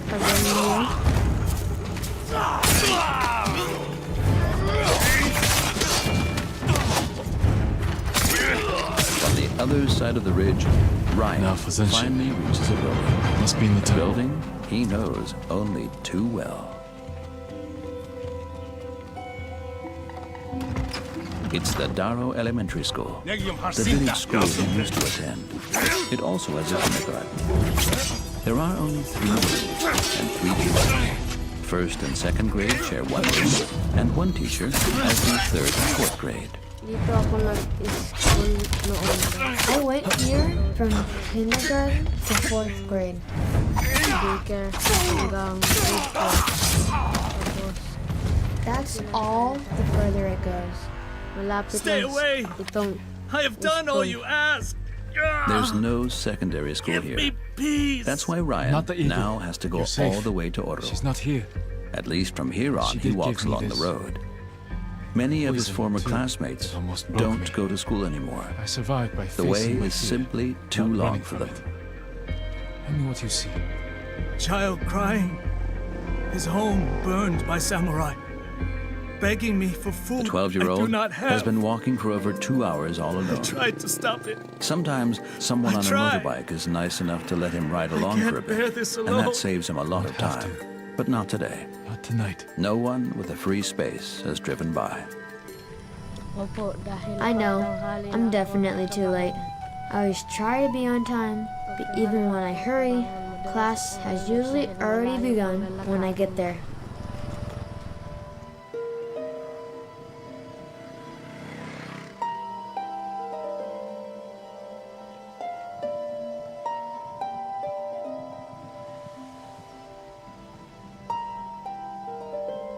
Her voice is still there, but fainter. The things I did, the promises I told my followers. What have I done?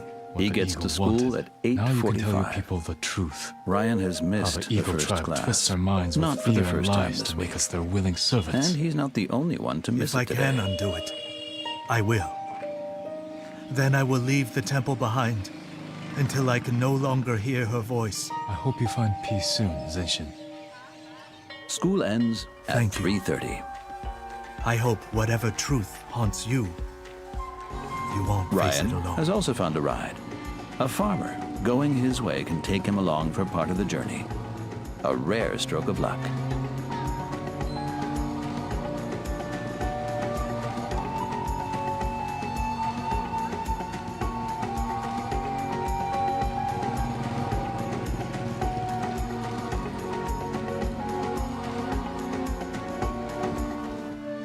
Getting a ride from the farmer saves Ryan a whole lot of time.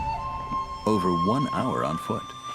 Opo, dahil para pag abot I want to get home fast. Makapaglaro ako. For a change, the 12-year-old does not so often. A storm is drawing near.